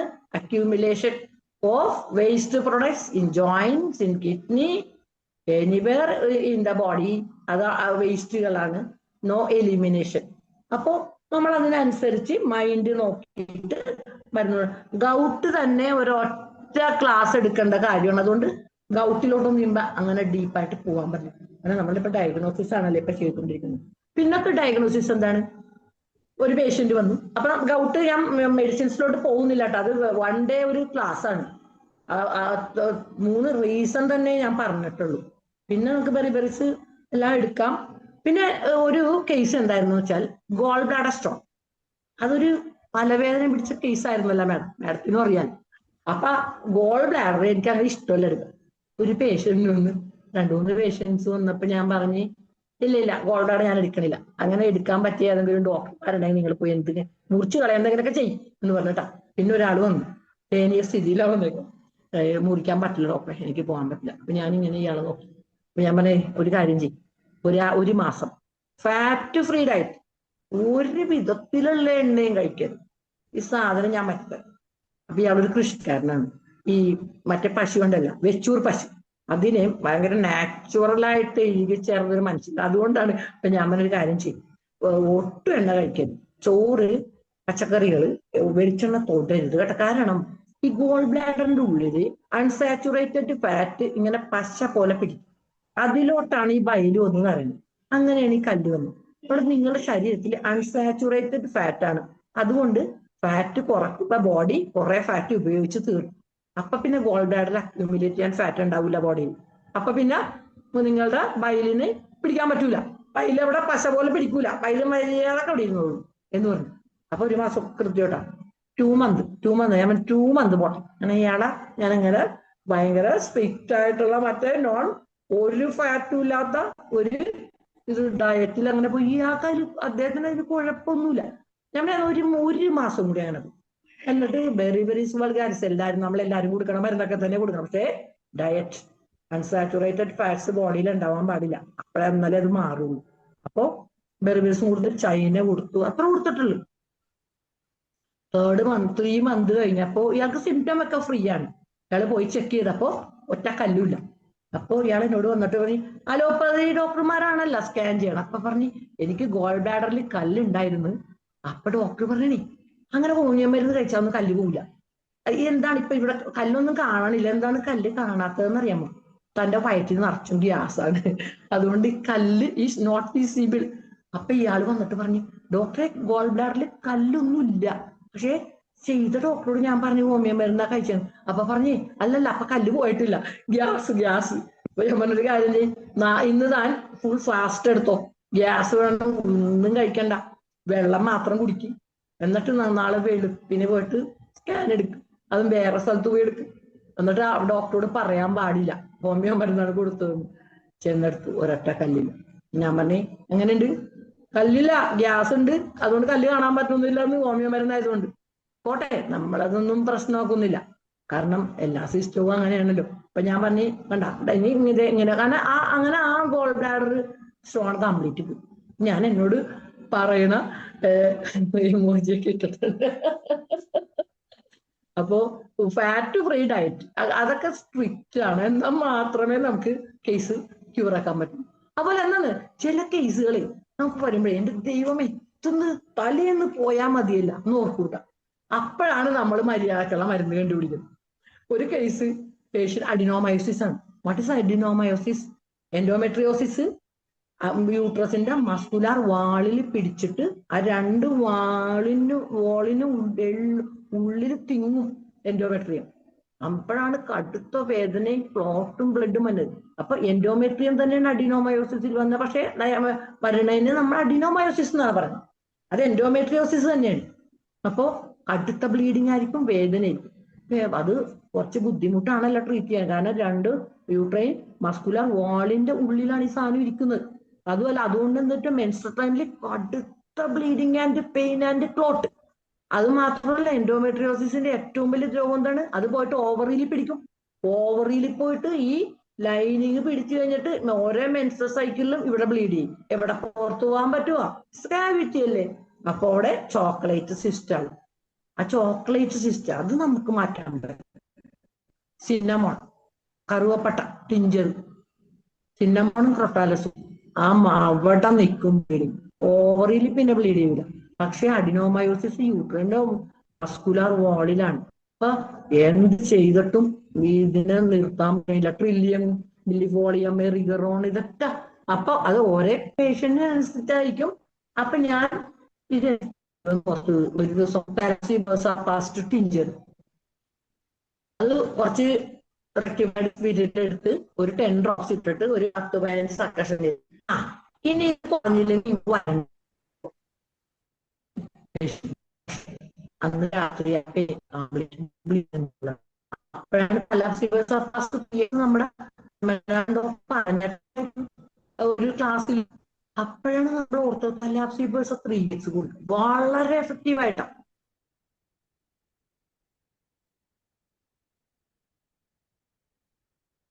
വീണ്ടും റേഞ്ച് പ്രശ്നമാണ്. ഡോക്ടർ വരുമ്പോ ചോക്ലേറ്റ് സിസ്റ്റിന് ശേഷം പറഞ്ഞത് ക്ലിയർ ആയിട്ടില്ല. വന്നു. ഡോക്ടറെ, ചോക്ലേറ്റ് സിസ്റ്റിന് ശേഷം പറഞ്ഞത് ക്ലിയർ ആയിട്ടില്ല കേട്ടോ. കേൾക്കാമോ? അൺമ്യൂട്ട് ഡോക്ടറെ, മ്യൂട്ടാണേ, അൺമ്യൂട്ട് ചെയ്യാമോ? ചോക്ലേറ്റ് സിസ്റ്റിന് ശേഷം അല്ല, ചോക്ലേറ്റ് സിസ്റ്റിന് ശേഷം സിന്നമോട്ടിഞ്ചർ അതിന് രണ്ടിനും കൊടുത്ത്. അത് കഴിഞ്ഞിട്ട് പറഞ്ഞത് വ്യക്തമായില്ല. അതെ, കേട്ടില്ലല്ലേ? അഡിനോമയോസിസിൽ കടുത്ത ബ്ലീഡിങ് ആൻഡ് ക്ലോട്ടാണ്. തലാപ്സിബേഴ്സ പാസ്റ്റ് 3x തന്നെ കൊടുക്കണം. ചിലതിൽ ഭയങ്കര ആക്റ്റീവ് പൊട്ടൻസികളാണ്. അതാണ് ആ പൊട്ടൻസി കണ്ടുപിടിക്കുക എന്ന് പറഞ്ഞാൽ, ഞാൻ അപ്പൊ തന്നെ റെക്ടിഫൈഡ് സ്പിരിറ്റിൽ 10 ഡ്രോപ്സ് ഇട്ടിട്ട് 10 കൊടുത്ത് 3x തന്നെ ആക്കി. അപ്പൊ നമ്മൾ പല ക്ലാസ്സുകളിലും കേട്ടിട്ടുണ്ടാവും തലാപ്സിബേഴ്സ പാസ്റ്റ് 3x. അവിടെയാണ് അഡിനോമയോസിസിന് ഞാൻ പിടിച്ചത്. അഡിനോമയോസിസ് വളരെയധികം ബെറ്ററായി. അത് മാത്രമല്ല, സ്കാനിങ്ങിൽ അഡിനോമയോസിസ് കംപ്ലീറ്റ് മാറി. രോഗികളെ കാണിച്ചു കൊടുത്തു. കണ്ടോ, ആദ്യം ഞാൻ അഡിനോമയോസിസ് എന്താണെന്ന് അവരെ പഠിപ്പിക്കും. കാരണം കാര്യം അറിയാണ്ട് രോഗികൾ മരുന്ന് കഴിച്ചിട്ട് കാര്യമില്ല. അപ്പൊ ഞാൻ വരച്ചൊക്കെ കാണിച്ചു കൊടുക്കും. യൂട്രസ് ആണ്, വാളാണ്, അവിടെ അതിന്റെ ഉള്ളില് നിങ്ങളുടെ ഉള്ളിലത്തെ ലെയർ തെറ്റിയിട്ട് ഇവിടെ വരികയാണ്. അപ്പോഴാണ് ഇത്രയും വേദന. അതുകൊണ്ട് നിങ്ങൾക്ക് ഇതാണ് കണ്ടീഷൻ എന്ന് പറഞ്ഞു കൊടുക്കും. ഗൈനക്കോളജി ഒക്കെ പറഞ്ഞു കൊടുക്കും, ഡിസ്ക്രൈബ് ചെയ്യും. അപ്പോ 3 മാസം കഴിഞ്ഞ് സ്കാൻ ചെയ്തപ്പോൾ അഡിനോമയോസിസ് കംപ്ലീറ്റ് മാറി. കുറച്ച് ഫൈബ്രോയിഡ് മാത്രമായപ്പോ ഞാൻ തൈറോയിഡിനും 3x തന്നെ കൊടുത്തു. പിന്നെ ഓറമ്യൂറിയറ്റിക് നാട്രാറ്റ് എല്ലാത്തിനും എഫക്റ്റ് ആവുമൊന്നുമില്ല. അതുകൊണ്ടാണ് എല്ലാ മരുന്നും എല്ലാത്തിനും എഫക്റ്റ് ആവില്ലല്ലോ. ഓരോ പേഷ്യന്റിനെ ആപ്റ്റ് വെച്ചിട്ടാണല്ലോ നമ്മൾ ട്രീറ്റ് ചെയ്യണത്. അപ്പോ അങ്ങനെ തലാപ്സിബേഴ്സ ഞാൻ എന്റെ അഡിനോമയോസിസ് അപ്പൊ എന്റെ തലേന്ന് ഒഴിഞ്ഞു. അങ്ങനെ ഞാൻ രക്ഷപ്പെട്ടു. അതിനുശേഷം അല്ലല്ല, തലാപ്സിബേഴ്സ 3xന്റെ കൂടെ ഞാൻ തൂജ ഒരു ഡോസ് വണ്ണം കൊടുത്തു. കാരണം തൂജ എന്താന്ന് വെച്ചാൽ ഇത് ഈ ഉള്ളിൽ മാത്രം വരണ്ട എൻഡോമെട്രിയൽ ലൈനിങ് ഈ സ്ഥലം തെറ്റി വരുന്നു. ഇതും പേഷ്യന്റിന്റെ കടുത്ത മാനസികാവസ്ഥയാണ് ഇതിനെ കാണിക്കുന്നത് കേട്ടോ. റുമറ്റോയ്ഡ് ആർത്രൈറ്റിസിന്റെ പോലെ തന്നെ എൻഡോമെട്രിയോസിസ്, അഡിനോമയോസിസ് എൻഡോമെട്രിയോസിസ് തന്നെയാണ്. ഓവറിയിലാകുമ്പോൾ എൻഡോമെട്രിയോസിസ് എന്ന് പറയും, യൂട്രസിന്റെ ഔട്ടർ വാളിലാകുമ്പോൾ എൻഡോമെട്രിയോസിസ് എന്ന് പറയും. പക്ഷെ യൂട്രസിന്റെ മസിലിന്റെ ഉള്ളിലാവുമ്പോഴാണ് അത് അഡിനോമയോസിസ്. എല്ലാം ഒന്ന് തന്നെയാണ്. ഇത് രോഗിയുടെ കടുത്ത മാനസികാവസ്ഥയാണ് സൂചിപ്പിക്കുന്നത്. കാരണം ഒരിക്കലും നേരായ വഴിക്കല്ല അപ്പൊ ചിന്ത. ആ മെന്റൽ എക്സ്പ്രഷനാണ് ഈ കാണിക്കുന്നത്. അത് സൈക്കോട്ടിക് ആവാം, സിഫിലിറ്റിക് ആവാം. അപ്പോ ഇവിടത്തെ കേസിൽ അവർക്ക് ഫീൽ ചെയ്തപ്പോ ഞാനൊക്കെ തൂജയാണ് ഞാൻ വിചാരിച്ചത്. മിസ്പ്ലേസ്മെന്റ് ആണ്, ഡിസ്പ്ലേസ്മെന്റ് കണ്ട. അതാണ് അത്. ആ മൈൻഡ് ക്ലിയർ ആക്കിയാൽ മാത്രമേ ശരിയാവൂ. കൗൺസിലിംഗ് എന്തായാലും കൊടുക്കണം. ഞാൻ ഒരു പെൺകുട്ടി അപ്പൊ ഒരു പെൺകുട്ടിക്ക് അഡിനോമയോസിസ്, പിന്നെ ചോക്ലേറ്റ് സിസ്റ്റ്, യൂട്രസിന്റെ സീറസ് മെംബ്രെയിനിൽ എന്താണ് എൻഡോമെട്രിയോസിസ്. വിളിച്ച് കുട്ടീനെ എന്താ പ്രശ്നം, ആരും കേൾക്കാണ്ട ചോദിച്ചു. ഒരാളോട് ലവ് ആണ്, വീട്ടിൽ ഇഷ്ടമല്ല, എഞ്ചിനീയറിംഗ് കുറെ പഠിക്കുമ്പോഴാണ് വേറെ കല്യാണം ആലോചിക്കും. അപ്പൊ ഫാദറിനെ വിളിച്ചിട്ട് ഞാൻ പറഞ്ഞു, ഈ കുട്ടിക്ക് അടുത്ത മെന്റൽ ടെൻഷനിലാണ്, ഇതിപ്പൊ ട്രീറ്റ് ചെയ്തിട്ട് എങ്ങനെ മാറും. ഇത് മാത്രമല്ല കുറച്ച് വേറെ എന്താണ്ടൊക്കെ രോഗമായിട്ടുണ്ട്. ഞാൻ ആ സ്കാനിങ് കൂടെ എടുത്തില്ല. അപ്പൊ ഞാൻ അവരോട് പറഞ്ഞു, നിങ്ങളത് വിട്ടുകൊടുക്കൂ, വേറെ കാസ്റ്റാണ്, പറ്റൂല. ഒന്നാ ശരി, നിങ്ങൾ അനുഭവിച്ചോ, മരുന്ന് ഞാൻ തരും. ആ മരുന്നുകൾ ഞാൻ എല്ലാം കൊടുത്തിട്ടുണ്ടായിരുന്നു. കലാപ്സിബേഴ്സ പാസ്റ്റും നല്ലൊരു കേസ് റെക്കോർഡാണ്.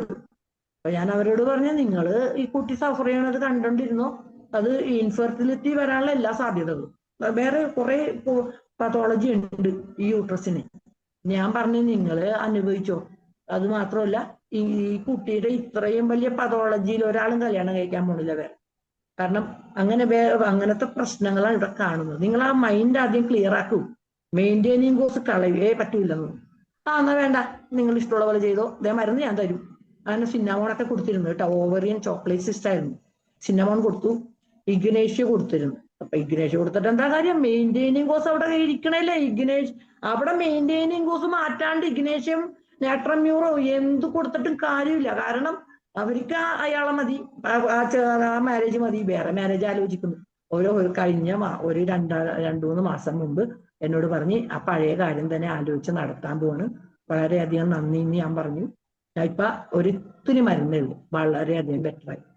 മെയിൻറ്റെയിനിങ് കോഴ്സ് മാറ്റാൻ പറ്റുമെങ്കിൽ അത് മാറ്റി കൊടുക്കണം. അത് ഡോക്ടറിന്റെ ഒരു കടമയാണ്. അതൊരു ഫ്രണ്ട്ഷിപ്പ് റിലേഷൻ, ഒരു പേഷ്യന്റോട് റാപ്പോ ബിൽഡ് ചെയ്യണം. ആ റാപ്പോയിൽ കൂടി മാത്രമേ ഈ മൈൻഡിനെ പിടിക്കാൻ പറ്റുള്ളൂ. മൈൻഡിനെ പിടിക്കാതെ നമ്മൾ എന്ത് രോഗം, ഇപ്പൊ ഇഗ്നേഷ് ഈ കുട്ടിക്ക് ടെൻഷൻ ആണെന്ന് പറയും. ഇഗ്നേഷ് കൊടുത്തിട്ട് എന്താണ് കാര്യം? കാലിൽ കുപ്പിച്ചില് കയറിയിട്ട് കുപ്പിച്ചില്ലെടുത്ത് കളയാണ്ട് കുഴപ്പമില്ലെന്ന് പറഞ്ഞിട്ട് കാര്യമുണ്ടോ? അപ്പൊ മെയിൻറ്റെയിനിങ് കോഴ്സ് മാറ്റണം. അല്ല, അതാണ് കാര്യം. അപ്പൊ മൈൻഡിനെ ഏത് രോഗത്തിലും പ്രത്യേകിച്ച് റുമറ്റോയ്ഡ് ആർത്രൈറ്റിസും എൻഡോമെട്രിയോസിസിലല്ല. പിന്നെ ഒരു കേസും കൂടി പറഞ്ഞു കഴിഞ്ഞാല് ഡോക്ടറെ നമുക്കേ ചോദിക്കാണ്ടെങ്കിൽ ജോളി ഡോക്ടറെ, നമുക്ക് ഡോക്ടറുടെ ഒരു ക്ലാസിന്റെ പരമ്പര തന്നെ വേണ്ടി വരും. മാഡം അപ്പോഴേ അതുകൊണ്ട് ഇന്ന് നമുക്ക് ഇവിടെ സ്റ്റോപ്പ് അല്ല, ചെയ്താൽ ഇന്ന് നമുക്ക് ആർക്കെങ്കിലും ചോദിക്കാനുണ്ടെങ്കിൽ ചോദിക്കാം. ഒരു കേസും കൂടി പറഞ്ഞിട്ട് അപ്പൊ ഒരു കേസിൽ കൂടി ഞാൻ അങ്ങോട്ട് പറഞ്ഞേക്കാം. അതായത് ഞാൻ പറഞ്ഞതെന്ന് അറിയോ, ഒരു കുട്ടിക്ക് കടുത്ത ആസ്മയാണ്. അത് ജനിച്ചപ്പോ പോലെ ആസ്മയാണ്. 15 വയസ്സായി. എന്റെ ദൈവമേ, എല്ല് പോലെ എന്ന് പറഞ്ഞ എല്ലുമേല് തൊലി വെച്ച പോലെ. എന്നിട്ട് ഈ കുട്ടി ഇങ്ങനെ വലിക്കണേട്ട. ഞാൻ ആന്റിടാർട്ടും ഒക്കെ കൊടുത്തു. കാരണം കോൺസ്റ്റിറ്റ്യൂഷൻ നോക്കിയപ്പോ അയോഡം പോലെയാണ് തോന്നുന്നത്. അയോഡം പോലെയാണ്. ഇത്രയും മാൽന്യൂട്രീഷനും 15 വയസ്സായി കുട്ടിക്ക് ഒരാൾ പറയൂല. ഇവരെ വേറെ ഹോമിയോ മെഡിസിൻസ് തന്നെയാണ് കൊടുത്തിരുന്നത്. അപ്പൊ പിന്നെ ആ ദൂരം ആണെങ്കിൽ എൻ്റെ അടുത്തോട്ട് വന്നു. അപ്പൊ ഞാൻ ഒരു ദിവസം ഇങ്ങനെ ഇരുന്ന്, നല്ല മഴക്കാലമാണ്, എന്ത് മരുന്നു. അപ്പൊ ഞാൻ ഈ കുട്ടീനെ ഇവർക്ക് വല്ല മെഡിക്കൽ കോളേജിൽ കൊണ്ടൊക്കെ കിടത്തിക്കൂടെ?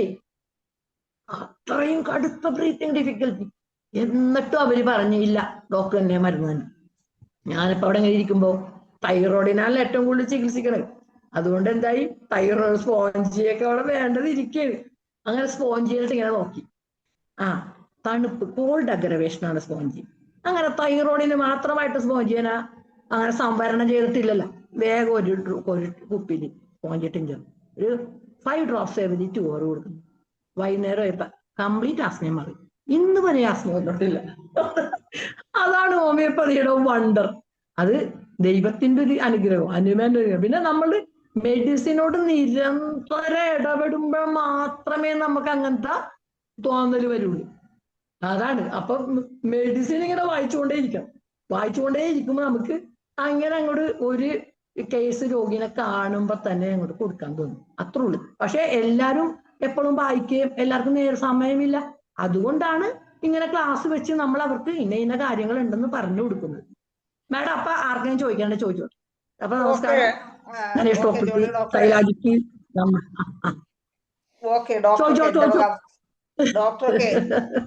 ഡോക്ടർക്ക് എന്റെ പ്രത്യേക നമസ്കാരം. എന്തായാലും നമസ്കാരം. വെടിക്കെട്ട് ക്ലാസ് തന്നെയായിരുന്നു കേട്ടാ. നമ്മള് ഇനി എന്താ പറഞ്ഞ് അറിയിക്കാൻ പറ്റാത്ത കണക്കുള്ള വളരെ സ്ട്രോങ് ആയിട്ടുള്ള പ്രസന്റേഷൻ. വളരെ കോൺഫിഡൻസോട് കൂടിയാണ് ഡോക്ടർ ഓരോ കേസുകളും കൈകാര്യം ചെയ്തിരിക്കുന്നത്. ഞാൻ കൂടുതൽ സംസാരിച്ച സമയം കളയുന്നില്ല.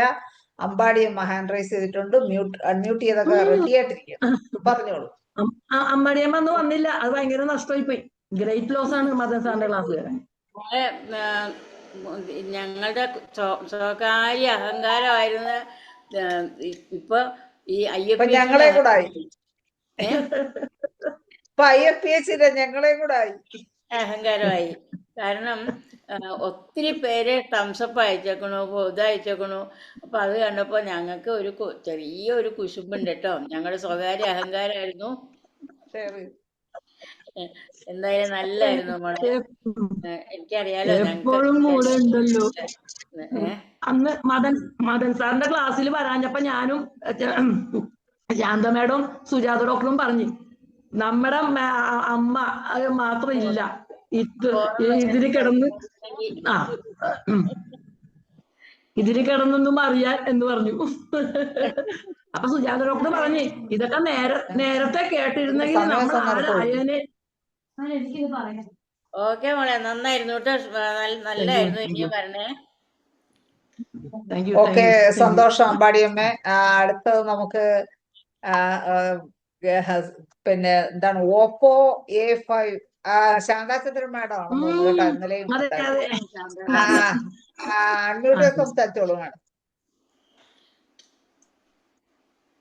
ഇത് ചിലപ്പോ അറിയാക്കൂലേ? ജോളി എന്ത് പറയാനാ, വണ്ടർഫുൾ പ്രസന്റേഷൻ. എനിക്ക് ജോളിയെ കുറിച്ച് പറയാനായിട്ടാണെങ്കിൽ ജോളിയും ഞാനും സുജാത ഡോക്ടറും കൂടിയാണ് മദൻ ഡോക്ടറിന്റെ ക്ലാസ് ഫ്രണ്ടിലിരുന്നത്.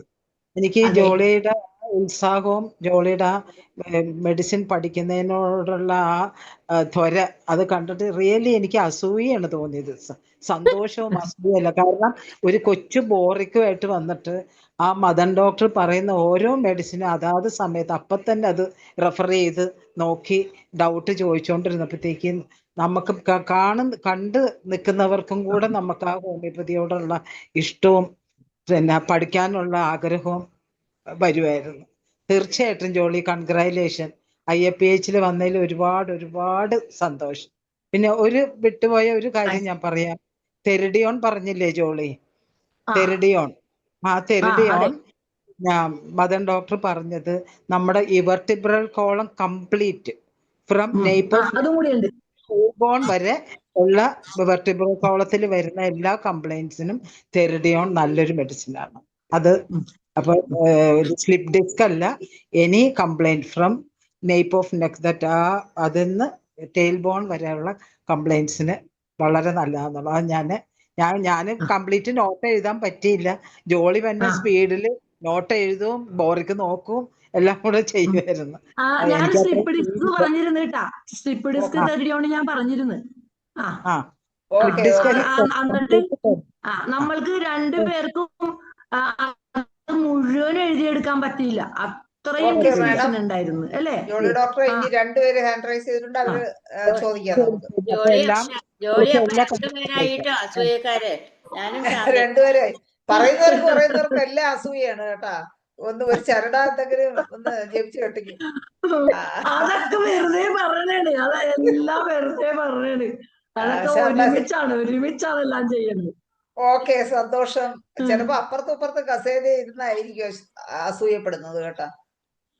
സന്തോഷം ശാന്താചന്ദ്രൻ മാഡം. അടുത്ത് Sheela doctor. Sheela doctor unmute ചെയ്ത് സംസാരിച്ചു. ഷീല ഡോക്ടറെ അൺമ്യൂട്ട് ചെയ്തേ. ഹലോ. അയ്യോ, ഒന്നുകൂടെ അൺമ്യൂട്ട് ചെയ്തോ. ഗുഡ് ഈവനിങ് മാം. ജോളി മാമിന്റെ ക്ലാസ് വളരെ ഇൻഫർമേറ്റീവ് ആയിരുന്നു. ഇങ്ങനൊരു ക്ലാസ് നേരത്തെ ഞാൻ കേട്ടിട്ടേ ഇല്ല മാഡത്തിന്റെ, ആദ്യമായിട്ടാണ് കേൾക്കുന്നത്. ഒത്തിരിയും കാര്യങ്ങൾ പഠിക്കാൻ പറ്റി. പക്ഷെ അപ്പൊ എനിക്ക് ലാസ്റ്റ് പറഞ്ഞ ഒരു കേസിൽ ഒരു സംശയം, മറ്റേ ഒരു അഫയർ ഉണ്ടായിരുന്നു എന്ന് പറഞ്ഞില്ലേ ഒരു കുട്ടിക്ക്. അപ്പൊ ആ കേസിൽ നമുക്ക് നാട്രമൂർ കൊടുത്താൽ ഇഫക്റ്റ് കിട്ടുമായിരുന്നോ, അതോ മാഡം പറഞ്ഞ അവരുടെ അടുത്ത് ആ കല്യാണം നടത്തി കൊടുക്കാനല്ലേ പറഞ്ഞത്? അതെ. അപ്പം അതിന് അവര് നമുക്ക് ആ ഒരു കുട്ടിയുടെ മൈൻഡ് ചേഞ്ച് ചെയ്യാനായിട്ട് നാട്രമൂർ ആയിരുന്നോ കൊടുത്തത്, അതോ വേറെ തലാപ്സി തന്നെയാണോ കൊടുത്തത്?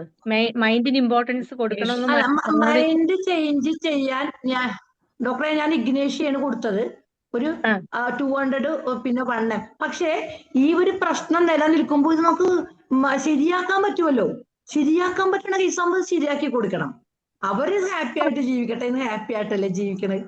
അതേസമയം ഞാൻ പറയട്ടെ, ഒരാളുടെ വീട് വിറ്റുപോയി, ഒരിക്കലും തിരിച്ചെടുക്കാൻ പറ്റൂല. അതും മെയിൻറ്റെയിനിങ്. അപ്പോഴാണ് നമ്മൾ അത് നാട്രമ്യൂറൊക്കെ കൊടുത്ത് ആ സ്റ്റേജിനോട് പൊരുത്തപ്പെടാൻ നമ്മൾ സമ്മതിക്കണത്. കാരണം നമ്മളുടെ ഭരതൻ സിനിമയുടെ സംവിധായകൻ ഭരതൻ സാറ് പിന്നെ വൈഫ് മറ്റേ മാഡത്തിന്റെ പേര് മറന്നുപോയി. KPSC പിന്നെ ലളിത. എന്നും KPSC. പറയും മദ്രാസിൽ ഒരു വീട് വിട്ടിട്ട് അവർക്ക് KPSC ലളിത പറഞ്ഞ് അവരെ മദ്രാസിലെ വീട് വിറ്റുപോയിട്ടുണ്ടല്ലോ, അവർക്ക് മരിക്കണ വരെ താങ്ങാത്ത ടെൻഷൻ. അങ്ങനെ വരുമ്പോ വീട് തിരിച്ചെടുക്കാൻ ഒരു രക്ഷയിൽ അവർ കൊടുക്കണില്ല. അപ്പൊ നാട്രമ്യൂറോ ഇഗ്നേഷ്യോ ഒക്കെ കൊടുക്കാം. അങ്ങനെ ഒരാളുടെ ഹസ്ബൻഡ് മരിച്ചുപോയി, അയാളെ തിരിച്ചു കൊടുക്കാൻ പറ്റുമോ? ഇല്ല. ആ കണ്ടീഷൻ പൊരുത്തപ്പെടാൻ വേണ്ടി നമുക്ക് എന്ത് വേണം ചെയ്യണം? നാട്രമ്യൂറോ ഇഗ്നേഷ്യോ സെപ്പിയോ. ഞാൻ ഒരു കേസിൽ നാട്രമ്യൂർ 10 കൊടുത്തിട്ട് തന്നെയാണ് അവരുടെ ഹസ്ബൻഡ് മരിച്ചപ്പോ ഞാൻ അവരെ ശരിയാക്കി എടുത്തത്. അവരുടെ ഹസ്ബൻഡ് മരിച്ചു, വിത്തിൻ 1 വീക്ക് ഹൈപ്പർ തൈറോയിഡിസം, ഒരൊറ്റ ഡോസ് നാട്രമ്യൂർ 10. കാരണം മരിച്ചു ആളെ തിരിച്ചു കൊടുക്കാൻ പറ്റൂല. ഇവിടെ ഡോക്ടറെ നമുക്ക് ചുരുക്കി പറയാം. നടത്തണ്ടേ ഇടക്കിടക്ക്? ഓക്കെ, നമുക്ക് വിശദമായിട്ട് നമുക്ക് ഇനി ഒരു ക്ലാസ്സിൽ പറയാം. പിന്നെ ജോളി ഡോക്ടർ പറയുന്നത് അത് പ്രശ്നം പരിഹരിച്ച് ആ സിറ്റുവേഷൻ മാറ്റാൻ പറ്റുമെങ്കിൽ, അല്ലെ ആ പ്രശ്നം പരിഹരിക്കാൻ പറ്റുമെങ്കിൽ അങ്ങനെ, അല്ലാതെ വെറുതെ നേട്ടമുറ കൊടുത്ത് വിഷമം മാറ്റേണ്ട കാര്യം ഇല്ലെന്നാണ് ജോളി ഡോക്ടർ പറഞ്ഞു വരുന്നത്, അല്ലേ? Okay okay. ഞാൻ ഈ പ്രണയിക്കുന്നവരുടെ കൂടെയാണ്. പ്രണയിക്കുന്നവരെന്നെ ഞാൻ അങ്ങനെ അകറ്റൂല. വേണമെങ്കിൽ എനിക്ക് അകറ്റാമായിരുന്നു. പക്ഷേ ശീതാലയത്തിൽ ഇരുന്നിരുന്ന് കളയേണ്ടത് കളയുകയും കൊടുക്കേണ്ടത് കൊടുക്കുകയും ചെയ്യാൻ നല്ലോണം പഠിച്ച് 5 കൊല്ലോണ് ഇരുന്നത് പ്രൊജക്ട് ഓഫീസർ. അടുത്ത ഞാൻ ധനേഷ് ഡോക്ടറിലേക്ക് വരാം. അടുത്ത വൈദ്യുതി ഡോക്ടർ ഹാൻഡ് റൈസ് ചെയ്തിരിക്കുന്നു. ഡോക്ടറെ നമസ്കാരം. നമസ്കാരം. നമസ്കാരം ജോളി ഡോക്ടറെ. നമസ്കാരം. വർഷങ്ങളായിട്ട് ഡോക്ടറെ അടുത്ത ഇത്രയും വലിയ ആവാസിയാണ് അറിയില്ലായിരുന്നു കേട്ടോ. ഓക്കെ. അപ്പൊ ഡോക്ടറെ ഞാൻ ഒരു മിനിറ്റ് പാമ്പ് കടിച്ച ആളെ നാജ കൊടുത്ത് രക്ഷിച്ചില്ലേ? ഡോക്ടർ ഇത്രയും വലിയ അറിയില്ല. പിന്നെ ഒരു കാര്യത്തിൽ പറയുന്നത് ഡോക്ടർ നാച്ചുറൽ കമന്റ് പറയുമ്പോൾ ഷീല ഡോക്ടർ കമന്റ് പറഞ്ഞല്ലോ, അത് ഈ falls in love with unattainable person, ഒരു നമുക്ക് ചേരാത്ത ഒരാളായിട്ട് ഫാൾസ് ലവ് അഫെയർ ഉണ്ടാകുമ്പോൾ അതിനാണ് നാട്രമൂറൊക്കെ ശക്തിയുള്ളത്. അല്ലാതെ ലവ് അഫെയർ ഇതങ്ങനെയല്ല. ഞാൻ അന്വേഷിച്ചപ്പോഴേ നല്ല റിച്ച് ആണ്, ഒരു കുഴപ്പമില്ല. ഇതൊക്കെ ഞാൻ അന്വേഷിച്ചു. അതൊരു പുളിങ്കൊമ്പായിരുന്നു, അതാണ് ഞാൻ പിടിപ്പിച്ചത്. അല്ല ഞാൻ വിട്ടു.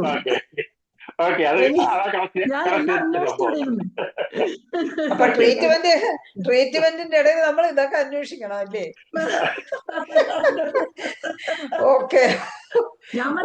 പുളിങ്കൊമ്പ് വെട്ടി കളയരുത്. പുളിങ്കൊമ്പ് എന്തായാലും പിടിക്കണം. നല്ല റിച്ചാണ് ഷൊർണൂര്. അപ്പൊ ഇത് കളയാൻ പറ്റൂല. ഓക്കെ, വൈദ്യര് ഡോക്ടർ എന്തായാലും നമ്മളെ ചിന്തിപ്പിക്കുന്നതിനോടൊപ്പം ചിരിപ്പിക്കുകയും കൂടെ ചെയ്യുന്ന കമന്റുകളും. ഓക്കെ, അടുത്തത് ഇനി നമുക്ക് ധനേഷ് ഡോക്ടറിലേക്ക് പോകാം. ഇപ്പൊ തന്നെ നമ്മൾ 5 മിനിറ്റ് ലേറ്റ് ആണ്.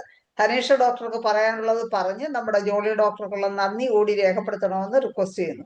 ധനേഷ് ഡോക്ടറെ സംസാരിച്ചു.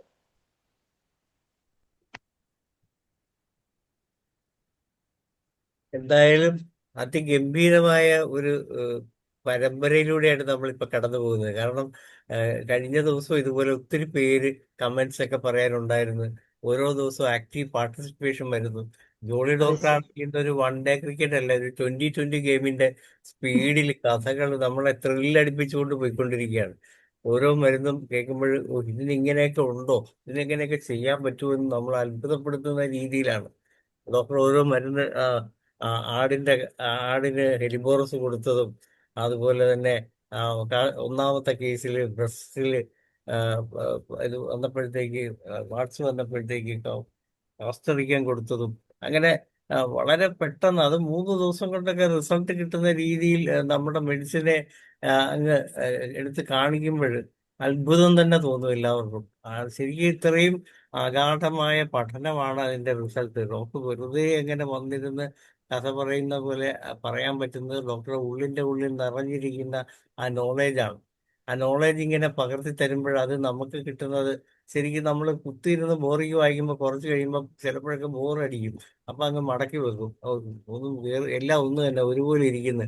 ഹോട്ട് അഗ്രവേഷൻ ഇങ്ങനെയൊക്കെ ഉള്ള ഒരു ബോറടി ചിലപ്പോഴൊക്കെ തോന്നാറുണ്ട്. പക്ഷെ ഇതൊന്നും തോന്നാത്ത രീതിയിൽ ഇത്ര രസകരമായി മെറ്റീരിയൽ പഠിക്കുക എങ്ങനെ പഠിക്കാവുന്നതാണ് ഡോക്ടർ ഈ വേദിക്ക് സമ്മാനിച്ചത്. അപ്പൊ ഇനിയുള്ള ഓരോ ദിവസവും IFBSന്റെ നമുക്ക് എന്തുകൊണ്ട് നിർത്തിക്കൂടാന്ന് പലരും ചോദിച്ചിരുന്നു.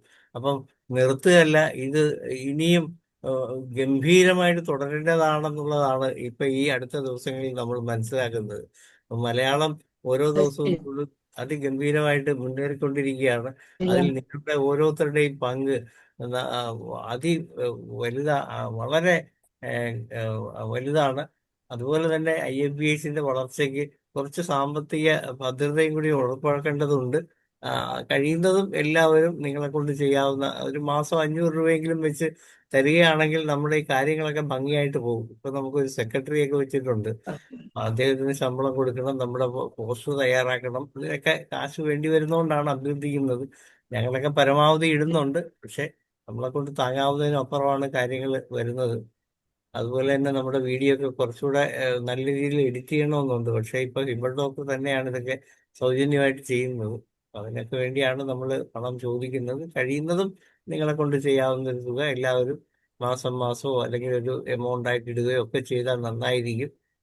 ഒരു അഭ്യർത്ഥന കൂടി IFBSന് വേണ്ടി നടത്തുകയാണ്. അതുപോലെ തന്നെ ഇനിയും ക്ലാസ് എടുക്കാൻ താല്പര്യമുള്ളവർ ആരെങ്കിലും ഒക്കെ ഞങ്ങൾ ഉണ്ടെങ്കിൽ എല്ലാവരും ഇത് സഹകരിക്കും. അത് നമ്മളെ അറിയിക്കണമെന്ന് കൂടെ അഭ്യർത്ഥിക്കുകയാണ്. ഓ ധ- നന്ദി ഡോക്ടറെ. വളരെ സന്തോഷം. IFBSന്റെ പേരിലും എന്റെ പേരിലും ജോളി ഡോക്ടർക്ക് പ്രത്യേക നന്ദിയും, ഇത് ഇത്രയും പേരെ കൂട്ടി കൊണ്ടുപോയ ശൈല ഡോക്ടർക്കും പ്രത്യേക നന്ദി രേഖപ്പെടുത്തുകയാണ്. ധനീഷ് ഡോക്ടറെ സന്തോഷം, നന്ദി. ഇനി എന്തായാലും പിന്നെ അത് കൂടാതെ ഡോക്ടർ ബിനോയ്, ഡോക്ടർ ദിവ്യശ്രീയൊക്കെ ചാറ്റ് ബോക്സിൽ ക്ലാസ്സിനെ കുറിച്ചുള്ള നല്ല അഭിപ്രായങ്ങൾ ഷെയർ ചെയ്തിട്ടുണ്ട്. അതുകൂടെ ഞാൻ ജോളി താങ്ക് യു, ഡോക്ടറെ അറിയിക്കുകയാണ്. താങ്ക് യു, താങ്ക് യു, എന്തായാലും താങ്ക് യു. നല്ലൊരു സെഷൻ ആയിരുന്നു. അപ്പോൾ വളരെ സന്തോഷം. ഡോക്ടർക്ക് എല്ലാവിധ ആശംസകളും നേരുന്നു. അതുപോലെ തന്നെ ഇന്ന് സൂം പ്ലാറ്റ്ഫോമിൽ ഉണ്ടായിരുന്ന എല്ലാവർക്കും ശുഭരാത്രി നേർന്നുകൊണ്ടും നാളെ ഇതേ സമയം കാണുമ്പോഴേക്കും bye, good night. Good good night. Night. Good night.